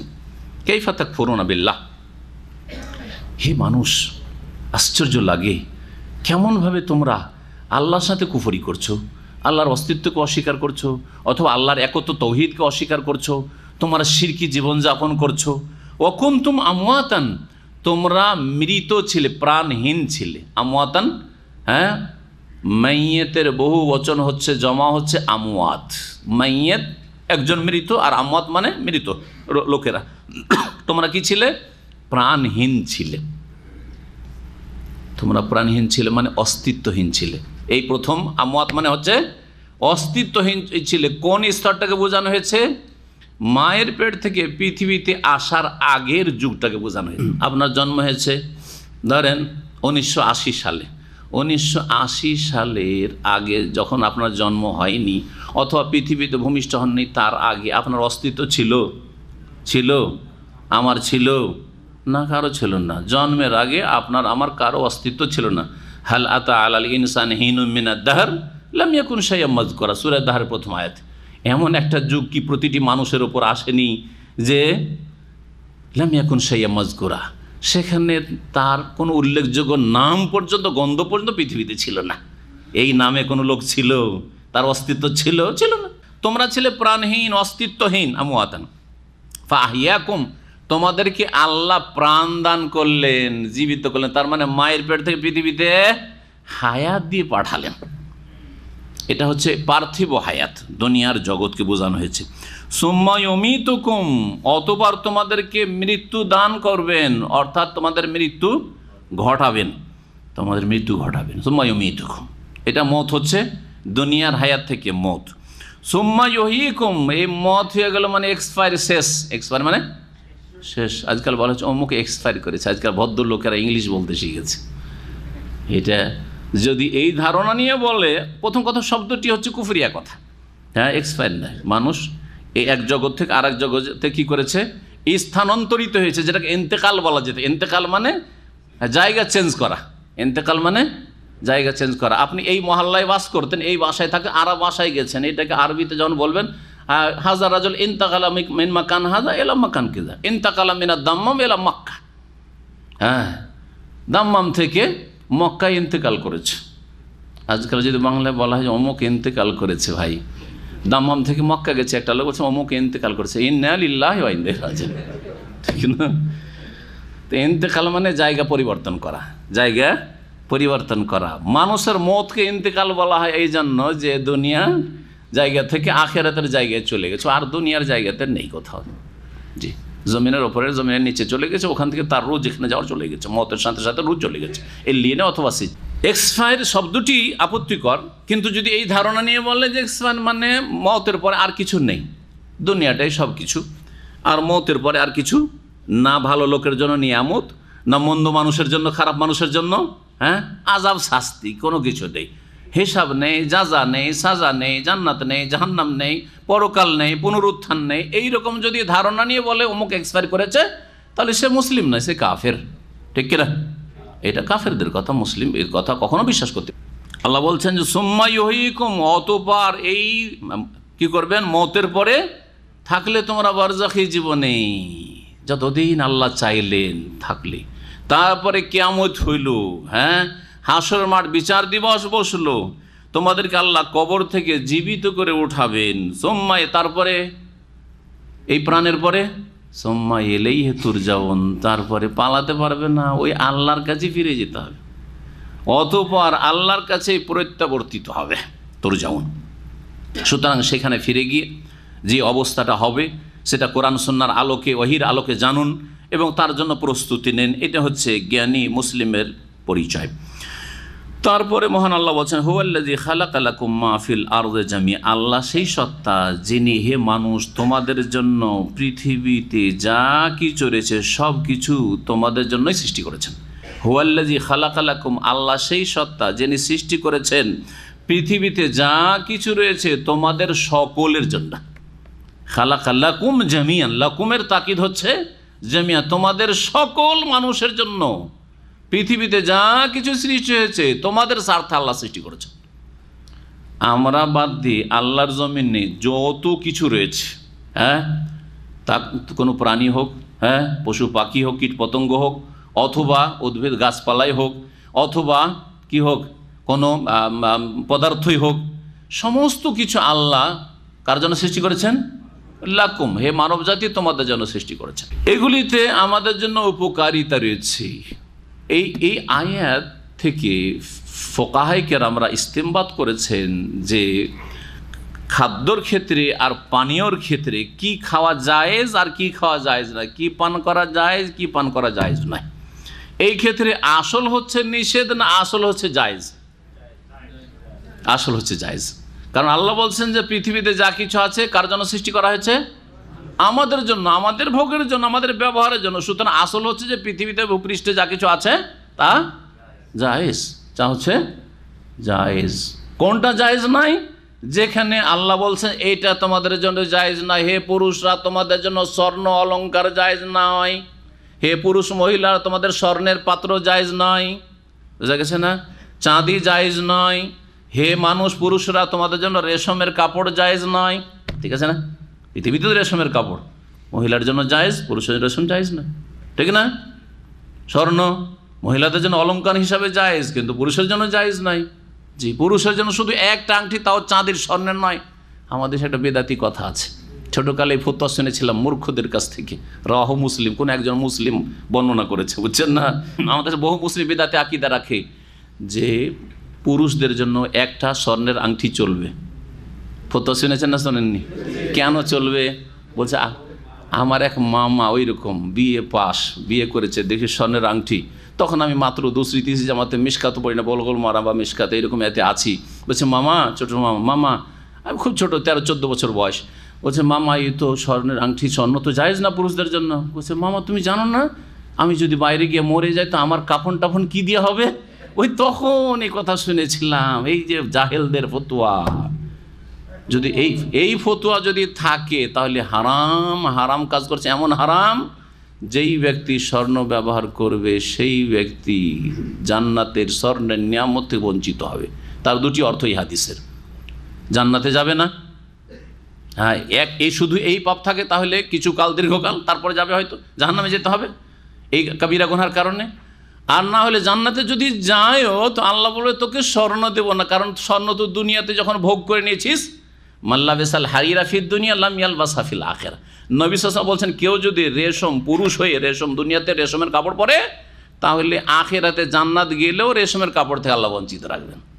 সবাই রেশম পরে আছে আর আপনি সুতি, জান্নাত কেন? আল্লাহ বলছে তুই যে দুনিয়াতে ভোগ করে নিয়েছিস, হ্যাঁ, অথবা জান্নাতে যেতেই পারবেন না, রেশম আখিরাতে পাবেন না মানে জান্নাতে যেতে পারবেন না, জাহান্নামে যেতে হবে। আসল হচ্ছে পৃথিবীতে যা কিছু আছে আমাদের জন্য আল ইবাহা, আল আসলু ফিল আশিয়া আল ইবাহা। ফিকহের কায়দাটা বলি, সমস্ত কিছুর ক্ষেত্রে, মুআমালাতের ক্ষেত্রে আসল হচ্ছে ব্যবসা বাণিজ্য জায়েজ না জায়েজ? মোবাইল ব্যবসা আজকে থেকে 100 বছর আগে নয়, 50 বছর আগে যদি পোকাকে জিজ্ঞাসা তার মোবাইল আবার কি জিনিস রে ভাই, আপনি জিজ্ঞাসাই বা কী করে জানেন না তো মোবাইল, তাই না? তো কথা হচ্ছে যে আসল হচ্ছে পৃথিবীতে যা কিছু আছে ভোগের সামগ্রী তা হচ্ছে জায়েজ, তবে যদি নাজায়েজের কোনো দলিল কোরআন সুন্নাহয় পাওয়া যায় তখন নাজায়েজ। আসল হচ্ছে সামুদ্রিক প্রাণী, জীবিত প্রাণ আর মৃত জায়েজ, ঠিক না? যদি আল্লাহ বা তার রাসূল সাল্লাল্লাহু আলাইহি ওয়াসাল্লাম কোনো কিছুকে হারাম না করে থাকেন। তাই হাদিস আছে এই জন্য সাগরে যা কিছু পান হুয়া তুহুর মা ওয়াল হিল্লু মাইতাতুহু, হ্যাঁ, পানির যে কোনো মৃত মরা পেলেও খাওয়া জায়েজ, জি, ঠিক না? পশু পাখির ক্ষেত্রে কায়দা বেঁধে দিয়েছেন, এইরকম পশু হলে খাওয়া জায়েজ নয়, এইরকম পাখি হলে জায়েজ নয়, বাকিগুলো জায়েজ। জি হ্যাঁ, যদি এই কায়দা না বাঁধা থাকতো তাহলে আসল হচ্ছে যে সব কিছু জায়েজ হয়ে যেত, কিন্তু সব কিছু জায়েজ নয়। নতুন নতুন এমন খনিজ সম্পদ আসলো, আজকে না পেট্রোল আছে জানছেন, ডিজেল জানছেন, এমন কিছু আসলো নতুন নাম, কোনো হাদিসেও নাই, আয়াতও নেই, আর ফিকহের কিতাবও নেই। জায়েজ না জায়েজ নয়? আসল হচ্ছে জায়েজ, কিন্তু যদি কোনো দলিল পাওয়া যায় স্পষ্ট অথবা অস্পষ্ট ইস্তেমবাদ করে যে না এটাতে অমুক আপত্তিটা রয়েছে শরীয়তে, সুতরাং জায়েজ হবে না। এবাদতের ক্ষেত্রে বিপরীত, আসল হচ্ছে যে যেহেতু দিনকে কমপ্লিট করা হয়েছে, সুতরাং এবাদতের ক্ষেত্রে নবী সাল্লাল্লাহু আলাইহি ওয়াসাল্লাম থেকে প্রমাণ দিতে হবে আপনাকে। যদি প্রমাণ না দিতে পারেন আসল হচ্ছে নাজায়েজ। আল আসলু ফিল ইবাদাতে আত তাওকিফ, আপনাকে থামতে হবে যেখানে রাসূলুল্লাহ সাল্লাল্লাহু আলাইহি ওয়াসাল্লাম থেমে গেছেন। দিনে ফরজ নামাজের জন্য 5টা আজান, ঠিক কিনা? নবী সাল্লাল্লাহু আলাইহি ওয়াসাল্লাম সাহাবীরা এখানে থেমেছেন না থামেননি? আপনি যদি বলেন আজান দেওয়া ভালো কাজ না মন্দ কাজ, ভালো কাজ না মন্দ কাজ? ভালো কাজ, এই কথাটা ঠিক। আজান দেওয়া যখন মন্দ কাজ, আমি গত সপ্তাহে কিন্তু শুবহাত সংশয় বুঝাইতে গিয়ে এই উদাহরণগুলো দিয়েছিলাম। যখন আজান দেওয়া ভালো কাজ, আজান দিলে শয়তান পালাই কি পালাই না?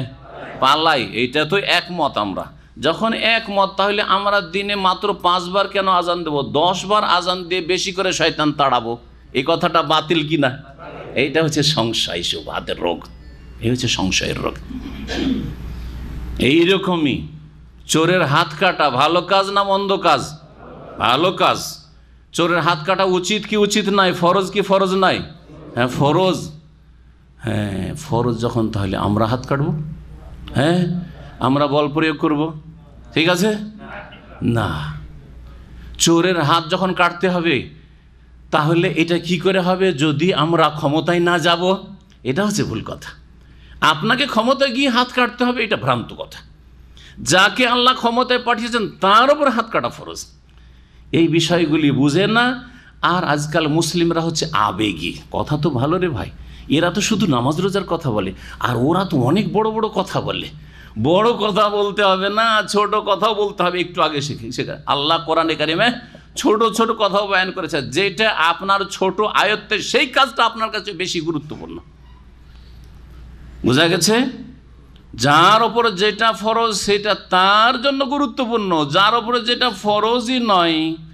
একজন লোক তার পারিবারিক জীবনে পূর্ণ ইসলাম পালন করছে, সে দিন কায়েম করলো না? দিন কায়েমই না। দিন কায়েমের এত অর্থের বিকৃতি ঘটানো হয়েছে, এত তাহরিফ করা হয়েছে, এত অপব্যাখ্যা করা হয়েছে যে মগজে এমন হয়ে ঢুকেছে যে আরে ভাই, সমস্ত মাথা থেকে পা পর্যন্ত তার ইসলাম আছে, তাহাজ্জুদ পর্যন্ত আছে, সলাতুদ দোহাও আছে, বোঝা গেছে, দান খায়রাতও আছে, মসজিদ মাদ্রাসাও আছে, দিনের শিক্ষা নেওয়া দেওয়াও আছে। পারিবারিক ক্ষেত্রে তার বিবির একটা হাতের আঙ্গুলও দেখা যায় না, সব ঠিক আছে। রুজি একটা পয়সা কোনোদিন হারাম ঢোকে না, সব ঠিক আছে। না, দিন কায়েম হইল না, কারণ হুখেরে যে যাওয়া গেল না। এই যে ভুল ব্যাখ্যা করা হয়েছে, তাও এর বয়স, এই ভুল ব্যাখ্যার বয়স হচ্ছে মাত্র 60 বছর। মাত্র 60 বছর, তার আগে জানতো না কেউ এই ভুল ব্যাখ্যা। আল্লাহ হেফাজত করে এই রকমের অপব্যাখ্যা থেকে এবং ভ্রান্ত ধর্ম থেকে, ভ্রান্ত মতবাদ থেকে। ফাত্তাকুল্লাহ মাস্তাতাতুম, যথাসাধ্য আল্লাহকে ভয় করো। আপনার সাধ্যে আছে যেটা, সেটা আপনার ফরজ। আমার সাধ্যে যেটা আছে সেটা আমারও ফরজ, তার বেশি ফরজ নয়। আমি যদি রাস্তায় একটা লোক বেনামাজি বসে আছে, তাকে ধরে যদি দুটা চড় লাগাই, তো এটা আমার জন্য নেকির কাজ হবে না গুনহার কাজ হবে? আমার জন্য গুনহার কাজ। হ্যাঁ, কিন্তু সরকারের পুলিশ এসে যদি তাকে উঠিয়ে নিয়ে যায় আর দুটো জুতাও লাগায়, ঠিক না বে ঠিক? তার জন্য ঠিক সেটা, কারণ তাকে ক্ষমতা দেওয়া হয়েছে সরকারের প্রতিনিধি সে। আল্লাহ রাব্বুল আলামিন তারপরে বলছেন যে আল্লাহ রাব্বুল আলামিন তোমাদের জন্য পৃথিবীতে যা কিছু আছে তোমাদের জন্য সৃষ্টি করেছেন, এই কথা বললেন। এই বিষয়ে আলোচনা বিস্তারিত হলো। সুম্মাস্তাওয়া ইলাস সামাই, অতঃপর আকাশের দিকে মনোসংযোগ করলেন। আল্লাহ রাব্বুল আলামিন আকাশের দিকে কি করলেন? মনোসংযোগ করলেন। হ্যাঁ, মনোযোগী হইলেন আকাশ সৃষ্টি করবেন। ফাসাওয়াহুন্না সাবআ সামাওয়াত, অতঃপর আকাশগুলিকে 7 আকাশে সুবিন্যস্ত করলেন। ফাসাওয়াহুন্না সাবআ সামাওয়াত, 7 আকাশকে সুবিন্যস্ত করলেন, বা আকাশগুলিকে 7 আকাশে সুবিন্যস্ত করলেন। ওয়া হুয়া বিকুল্লি শাইইন আলিম, এবং তিনি সব কিছু সম্পর্কে সম্যক জ্ঞানী, সব কিছু সম্পর্কে সম্যক জ্ঞানী। এখানে একটি কথা হচ্ছে যে জমিন আর আসমানকে আল্লাহ সৃষ্টি করলেন, তাই না? আগে জমিন না আগে আসমান? আগে জমিন, ঠিক না? দেখেন, খালাকালাকুম মাহফিল আরদে জামিয়ান, জমিনে যা কিছু আছে তোমাদের জন্য সৃষ্টি করলেন, তাহলে জমিন আগে। সুম্মাস্তাওয়া, তারপরে উদ্দেশ্য করলেন আল্লাহ, মনোযোগ দিলেন কোন দিকে? আকাশ সৃষ্টির দিকে। তারপরে সে আকাশকে 7 আকাশে সুবিন্যস্ত করলেন, তার মানে আকাশ জমিনের পরে তৈরি হইল। বোঝা গেছে কি না? এই আয়াত এটাই প্রমাণ করে। কিন্তু আর একটি আয়াত রয়েছে, ওয়াল আরদা বাদা যালিকা দাহাহা আখরাজা মিনহা মাআহা, আমার আম্মা পাড়ার একটি সূরা রয়েছে, ওয়াল আরদা বাদা যালিকা দাহাহা, জমিন কি তারপরে মানে আকাশের পরে কি করলেন?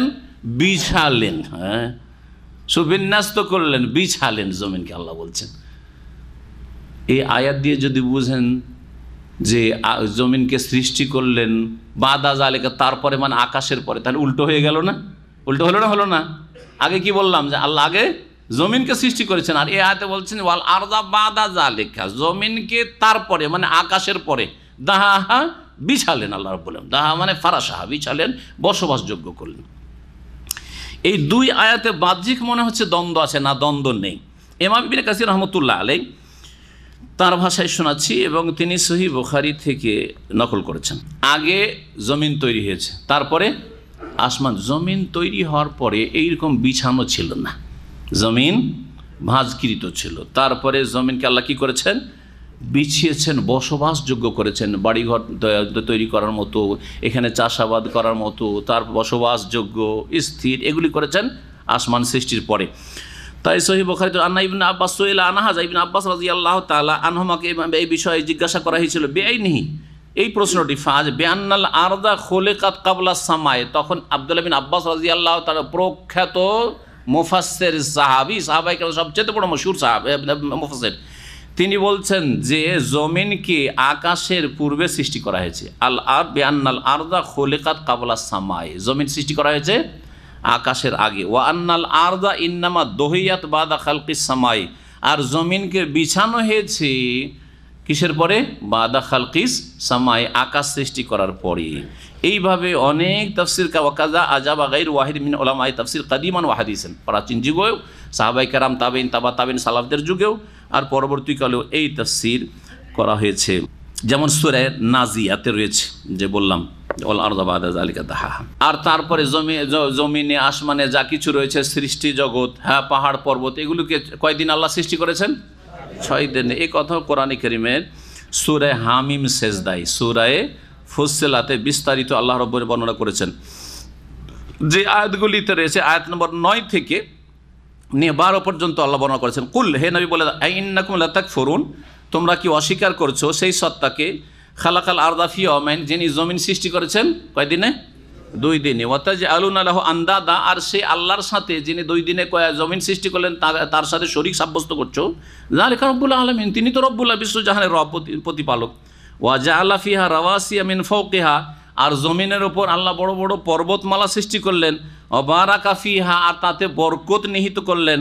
ওয়া কাদ্দারা ফি আকওয়াতাহা ফি আরবাতি আইয়ামিন, আর তাতে যত সম্পদের প্রয়োজন এই জমিনে, রুজি, চাষাবাদযোগ্য হওয়া, তারপরে এতে খনিজ সম্পদ, এক কথা রুজির যে সব উৎস হতে পারে মানুষের উপজীবিকার জন্য, সেগুলিকে সুনির্ধারিত করলেন ফি আরবাতি আইয়ামিন, 4 দিনে, অর্থাৎ আগের 2 দিন মিলিয়ে 4 দিন। 2 দিনে জমিন তৈরি হলো, আর 2 দিনে জমিনে মানব জাতির জন্য বা সৃষ্টিকুলের জন্য, মখলুকাতের জন্য রুজি আল্লাহ সুনির্ধারিত করে রুজির ব্যবস্থা বা বিভিন্ন সম্পদ সৃষ্টি করলেন।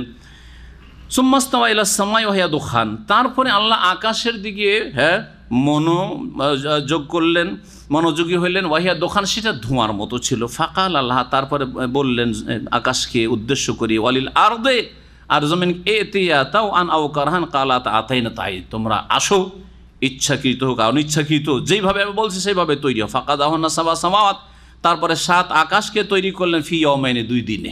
তাহলে কয়দিন হয়ে গেল? 6 দিন হয়ে গেল। এই হচ্ছে আল্লাহ রাব্বুল আলামিনের কোরআনে কারীমের আয়াত। এই আয়াতগুলি দিয়ে বোঝা যায় যে আকাশ আছে না নেই? না দূরে কিছু দেখলে অন্ধকার লাগে সেটার নাম আকাশ, আকাশ বলে কিছু নেই। বৈজ্ঞানিকেরা এইরকম কথা বলেছে, সেটা মিথ্যা কথা।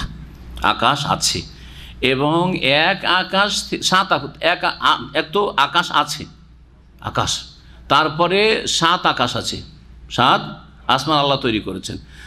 এক আকাশ থেকে আর এক আকাশের মাঝের দূরত্ব হচ্ছে 500 বছর রাস্তা, যেমন হাদিস দ্বারা প্রমাণিত। জমিন আছে, জমিনও আকাশের মতোই 7টা কিনা, হ্যাঁ 7টা। দলিল কোরআনে কারীমে একটি আয়াত, সূরা তালাকের আয়াত নম্বর 12তে রয়েছে। আল্লাহ আসমান সৃষ্টি করলেন, ওয়ামিনাল আরদে মিসলাহুন্না, আকাশ 7 আকাশ, সাবা সামাওয়াতের কথা রয়েছে, 7 আকাশ। ওয়ামিনাল আরদে মিসলাহুন্না, আর জমিনও সৃষ্টি করলেন আকাশের মতোই, মানে 7 জমিন তৈরি করলেন।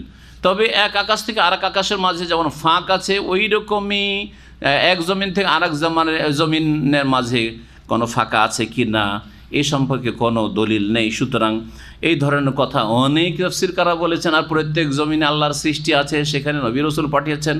এক বক্তা এসে মদিনায়, মক্কা এসব কথা খুব প্রচার করেছে কয়েক বছর আগে। এসব কথা বিভিন্ন তাফসীরকারদের মতামত মাত্র, এই বিষয়ে দ্বিমত রয়েছে। সুতরাং এসব অনার্থক কথাই আর পিছনে পড়া আর এগুলোকে নিশ্চিত মনে করা ঠিক হবে না। এখন শুরু হতে যাচ্ছে আদম আলাইহিস সালামের সৃষ্টির ঘটনা।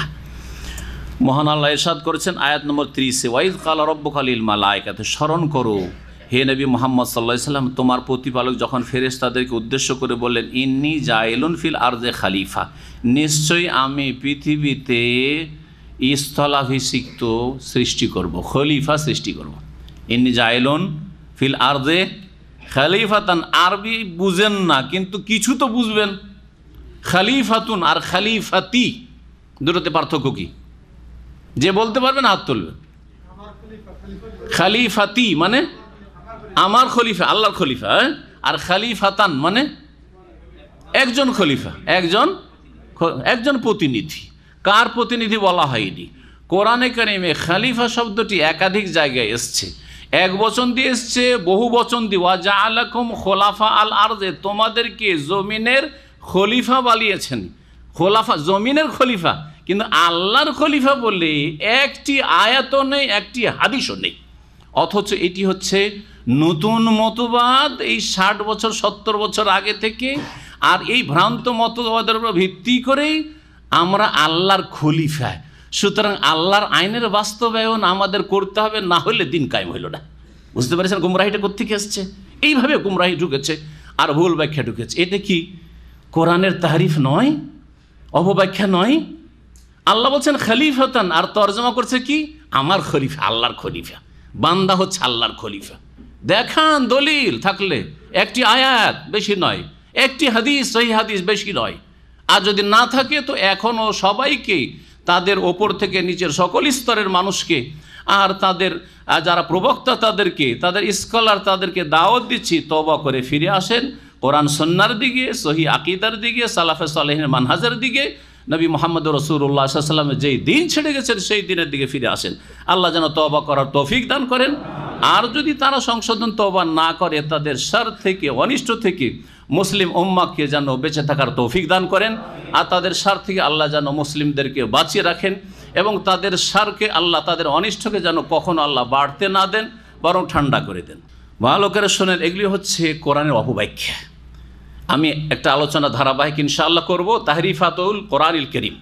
মুসলিম জাতির বিভিন্ন বিদআতপন্থীরা, ভ্রান্ত মতবাদে বিশ্বাসীরা কোরআনের যে অর্থের অপব্যাখ্যা করেছে, তাহরিফ করেছে, এর নজিরগুলো মাঝে মধ্যে ছড়িয়েছে। এটা মাঝে মধ্যে আলোচনা করছি, ধারাবাহিক আলোচনা করব, যাতে করে বিদআতীদের মুখোশ খুলে, ভ্রান্ত মতবাদী বিশ্বাসের মুখোশ খুলে, এবং তারা কোনখানে গিয়ে কানাকে হাইকোর্ট দেখিয়ে দিচ্ছে, জনগণকে ধোঁকা দিচ্ছে, এগুলি যাতে করে বুঝতে পারে।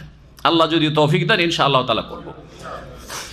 এই যে তার মধ্যে একটি জায়গা হচ্ছে খলিফা। আল্লাহ বলছেন আমি একজন খলিফা তৈরি করব। এখন আমি যদি বলি তো বলুন আপনি আবার কোন মুফাসসির হলেন? আমি মুফাসসির না, আমি একজন তালেব ইলম, ইলম হাসিল করার চেষ্টা করি, এখনও পড়াশোনা করি। ইমাম ইবনে কাসির তো মুফাসসির আপনাদের কাছে, ঠিক না?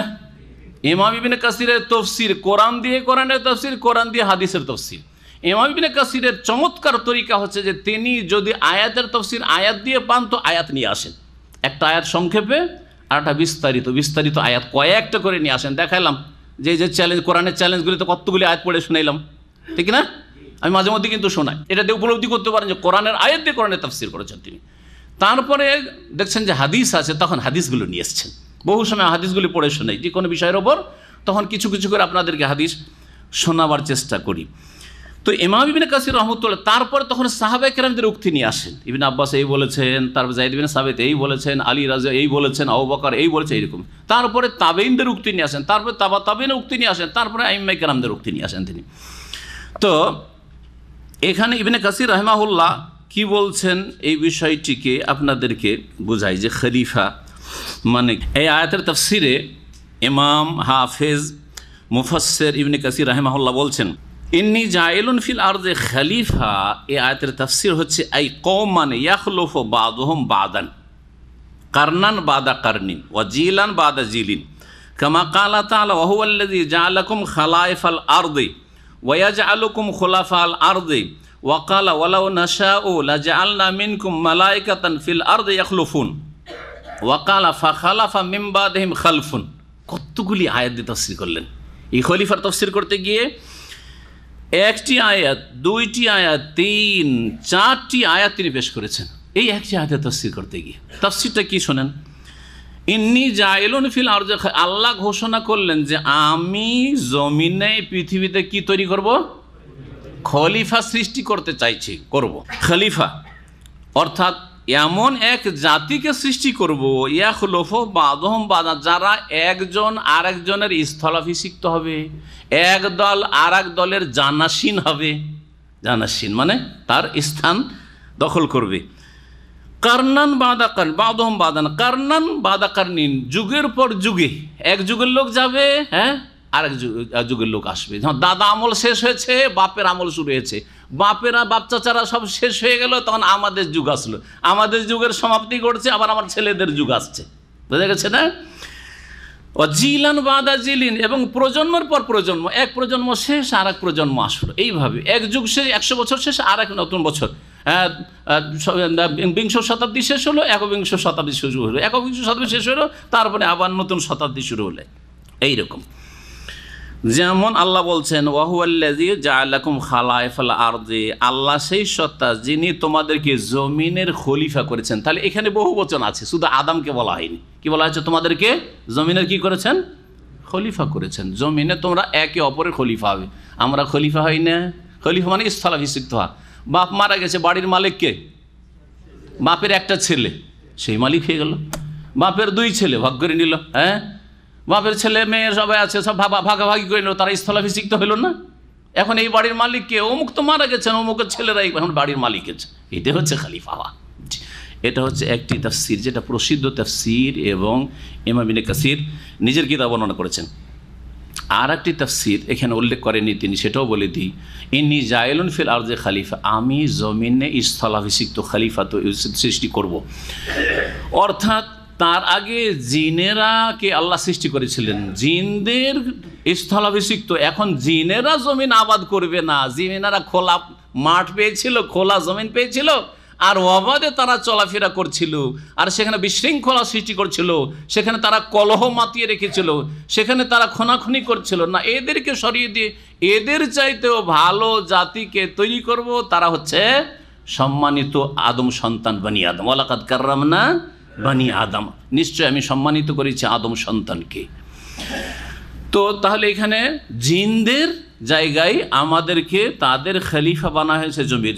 জিন আবাদ করতো কারা? আমাদের আগে, আদম আলাইহিস সালামের আগে জিনেরা আবাদ করতো। জিনেরাকে আল্লাহ রাব্বুল আলামিন সরিয়ে দিয়ে এই জমিন আবাদকারী বানিয়েছেন মানব জাতিকে। তাহলে আশা করি খলিফার অর্থ বুঝে গেছেন। আর বলবেন না যে আমরা আল্লাহর খলিফা, এসব ভ্রান্ত কথা বলবেন না। কারণ দেখেন, মিথ্যা কথার একটা দোষ কি জানেন?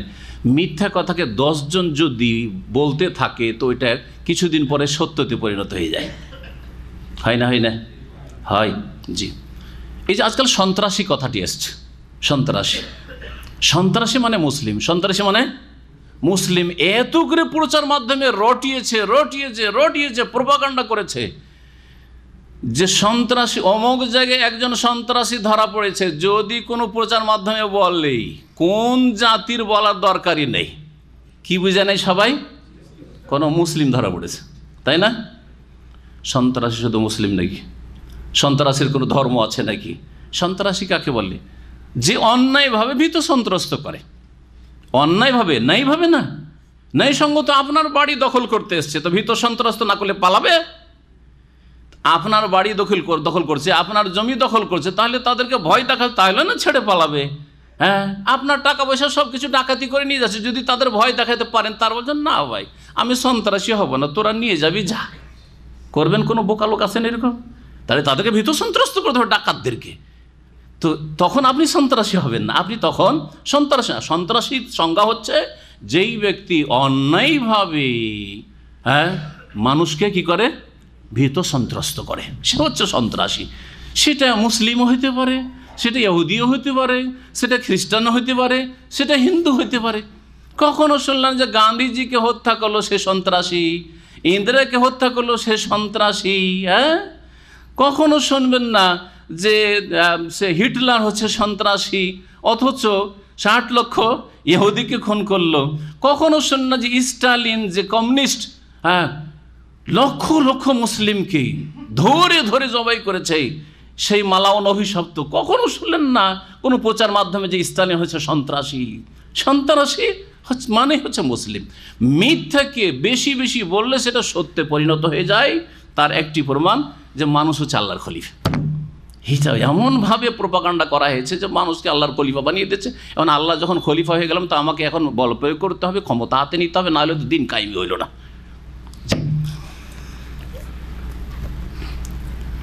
যখন ফেরেশতাদের সামনে আল্লাহ এই কথা রাখলেন, পরামর্শের জন্য না যেটা করতে চান সেটা জানিয়ে দেওয়ার জন্য? জানিয়ে দেওয়ার জন্য। আল্লাহ কারোর সাথে পরামর্শ করার প্রয়োজন মনে করেন না, তিনি সৃষ্টিকর্তা। ফাআলুল লিমা ইউরিদ, যা চাইবেন তিনি সৃষ্টি করবেন এবং তিনি জানেন যে কোন সৃষ্টিতে কল্যাণ রয়েছে।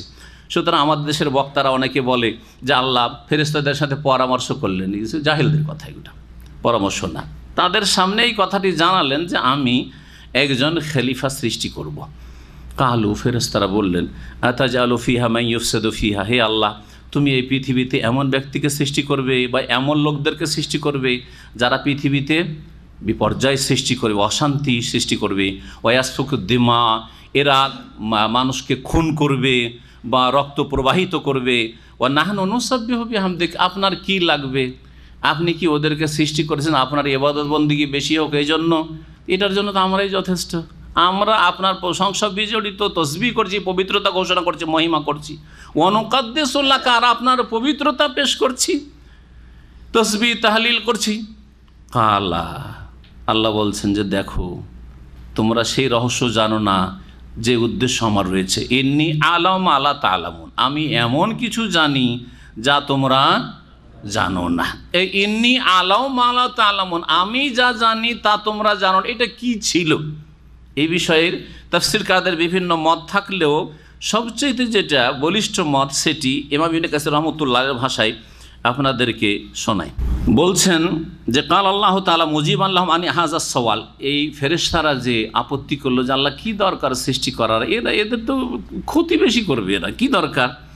ইন্নী আলাম আলা তালামুন, জবাবে আল্লাহ বলেন আমি যা জানি তোমরা জানো না। এই ইন্নী আলাম মিনাল মাসলিহাতি রাজিহাতি ফি খালকি হাযা সিনফি আলাল মাফাসিদি আল্লাতী যাকারতুমুহা মা লা তা'লামুনা আনতুম, অর্থাৎ আমি যে এই জাতির আদম সন্তানকে সৃষ্টি করার যে উপকারিতা জানি, অপকারিতার চাইতে উপকারিতা বেশি, সেটা তোমরা জানো না। তোমাদের নজরে শুধু অপকারিতাই আছে, ক্ষতির দিকটাই আছে, কিন্তু ভালোর দিকটা যে ক্ষতির চাইতে অনেক অনেক গুণে বেশি, এইটা জানো না তোমরা যে আগামীতে কি হবে আর কি ঘটবে মানব জাতির দ্বারা। যেমন তাই বলছেন ফাইন্নী জাইলুন ফিহিমুল আম্বিয়া, এই আদম না সৃষ্টি হলে কোনো নবী রসুল হবে না, আদম সন্তান থেকে কি হবে? নবী হবেন, রসুল হবেন। ওয়া উরসিলু ফিহিমুর রসুল, আর এদের মধ্যে থেকে রসুল বানাবো। ওয়ায়ুজাদু মিনহুমুস সিদ্দিকুন, আর এদের মধ্যে সিদ্দিকিন মহাসত্যবাদীরা পয়দা হবে। ওয়াসশুহাদা, আর শহীদরা হবে। ওয়াসসার ওলামা হবে, ওয়াসসার নেক লোকেরা হবে। ওয়াল উব্বাদ, আবেদরা হবে। ওয়াজ্জুহাদ, জাহেদরা হবে। ওয়াল আউলিয়া, আল্লাহর বন্ধুরা হবে। ওয়াল আবরার, নেক সৎকর্মশীলরা হবে। ওয়াল মুকাররাবুন, আল্লাহর নৈকট্যপ্রাপ্তরা হবে। ওয়াল উলামা হবে, আমলকারীরা হবে। ওয়াল খাশিউন, বিনয়ীরা হবে। ওয়াল মুহিব্বুন আল্লাহু তাবারাক ওয়া তাআলা, আল্লাহ তাবারাক ওয়া তাআলাকে তারা ভালোবাসবে। এই দিকটা যে তোমরা বললে না, এটা তো আর জানো না তোমরা। হ্যাঁ, জি হ্যাঁ। আল মুত্তাবিউনা রাসূল, তারা রসুলগণের অনুসারী হবে। সাল্লাওয়াতুল্লাহি ওয়া সাল্লামু আলাইহি। দেখেন এই জন্য ফেরেশতারা যখন রিপোর্ট নিয়ে আসরে যায় আর ফজরে যায় আল্লাহর কাছে, যায় না? যায় না? হাদিসে আছে, সহিহ বুখারী হাদিসে রয়েছে, দুইবার করে শিফট পরিবর্তন হয়। আসরে যখন ফেরেশতারা যান আকাশে, তখন আল্লাহ জিজ্ঞাসা কাইফা তারাকতুম ইবাদি, আমার বান্দা আদম সন্তানদেরকে কি অবস্থায় ছেড়ে আসলে? ফেরেশতাদের কাছ থেকে জবাব আল্লাহ জানেন না? আল্লাহ জানেন, কিন্তু আল্লাহ বলছেন তোমাদের কাছ থেকে বলিয়ে নেবো, কারণ তোমরা তো নিষেধ করেছিলে। কি অবস্থায় দেখে আসলে? হ্যাঁ, আতাইনাহুম ওয়া হুম ইউসাল্লুন ওয়া তারাকনাহুম ওয়া হুম ইউসাল্লুন, আল্লাহ যখন ফজরে ডিউটি করতে গিয়েছিলাম তখনও তারা ফজরের নামাজ পড়ছিল। ওয়া তারাকনাহুম, তাদেরকে আসরে ছেড়ে আসলাম, এখনও তারা আসরের নামাজ পড়ছে। আবার ফজরের শিফটের লোকেরা যখন নামাজ পড়ে, ওই সময় ফজরের শিফটের ফেরেশতারা আল্লাহর কাছে যায়। আল্লাহ জিজ্ঞাসা কাইফা তারাকতুম ইবাদি, আমার বান্দাদের কি অবস্থায় দেখে আসলে, কি অবস্থায় ছেড়ে আসলে? আল্লাহ যখন আসরের ডিউটি করতে গেছে তখনও নামাজে ছিল ওরা, আর এখন ফজরের ডিউটি করে এলাম, ফজরে দেখলাম ইউসাল্লুন, নামাজ পড়ছে। ইন্নী আলাম আলা তা'লামুন, আয়াত নম্বর 30 থেকে আমাদের তাফসীর ক্ষান্ত করছি, কারণ আজকাল সময় বেশি থাকে না, আসর এগিয়ে চলে এসছে। বাকি ইনশাআল্লাহ তাআলা আদম আলাইহিস সালামের ঘটনা আগামী সপ্তাহে পূর্ণ করব, আল্লাহ যদি তৌফিক দান করেন। আল্লাহ যেন আমাদের হায়াতে বরকত দান করেন। যারা দিন শিখতে আসছেন তাদের হায়াতে বরকত দান করেন, তাদের সময়ে বরকত দান করেন। যারা দিনের কাজ করছেন যে যেখানে আছেন, আল্লাহ তাদের জীবনে যেন বরকত দান করেন এবং সমস্ত রকমের বালা মুসিবত থেকে, অনিষ্ট থেকে, সংকট থেকে, বিপদ আপদ থেকে আপনাদের সকলে যেন হেফাজত করেন। ওয়া সাল্লাল্লাহু আলা নবিয়িনা মুহাম্মদ ওয়া আলা আলিহি ওয়া সাহবিহি।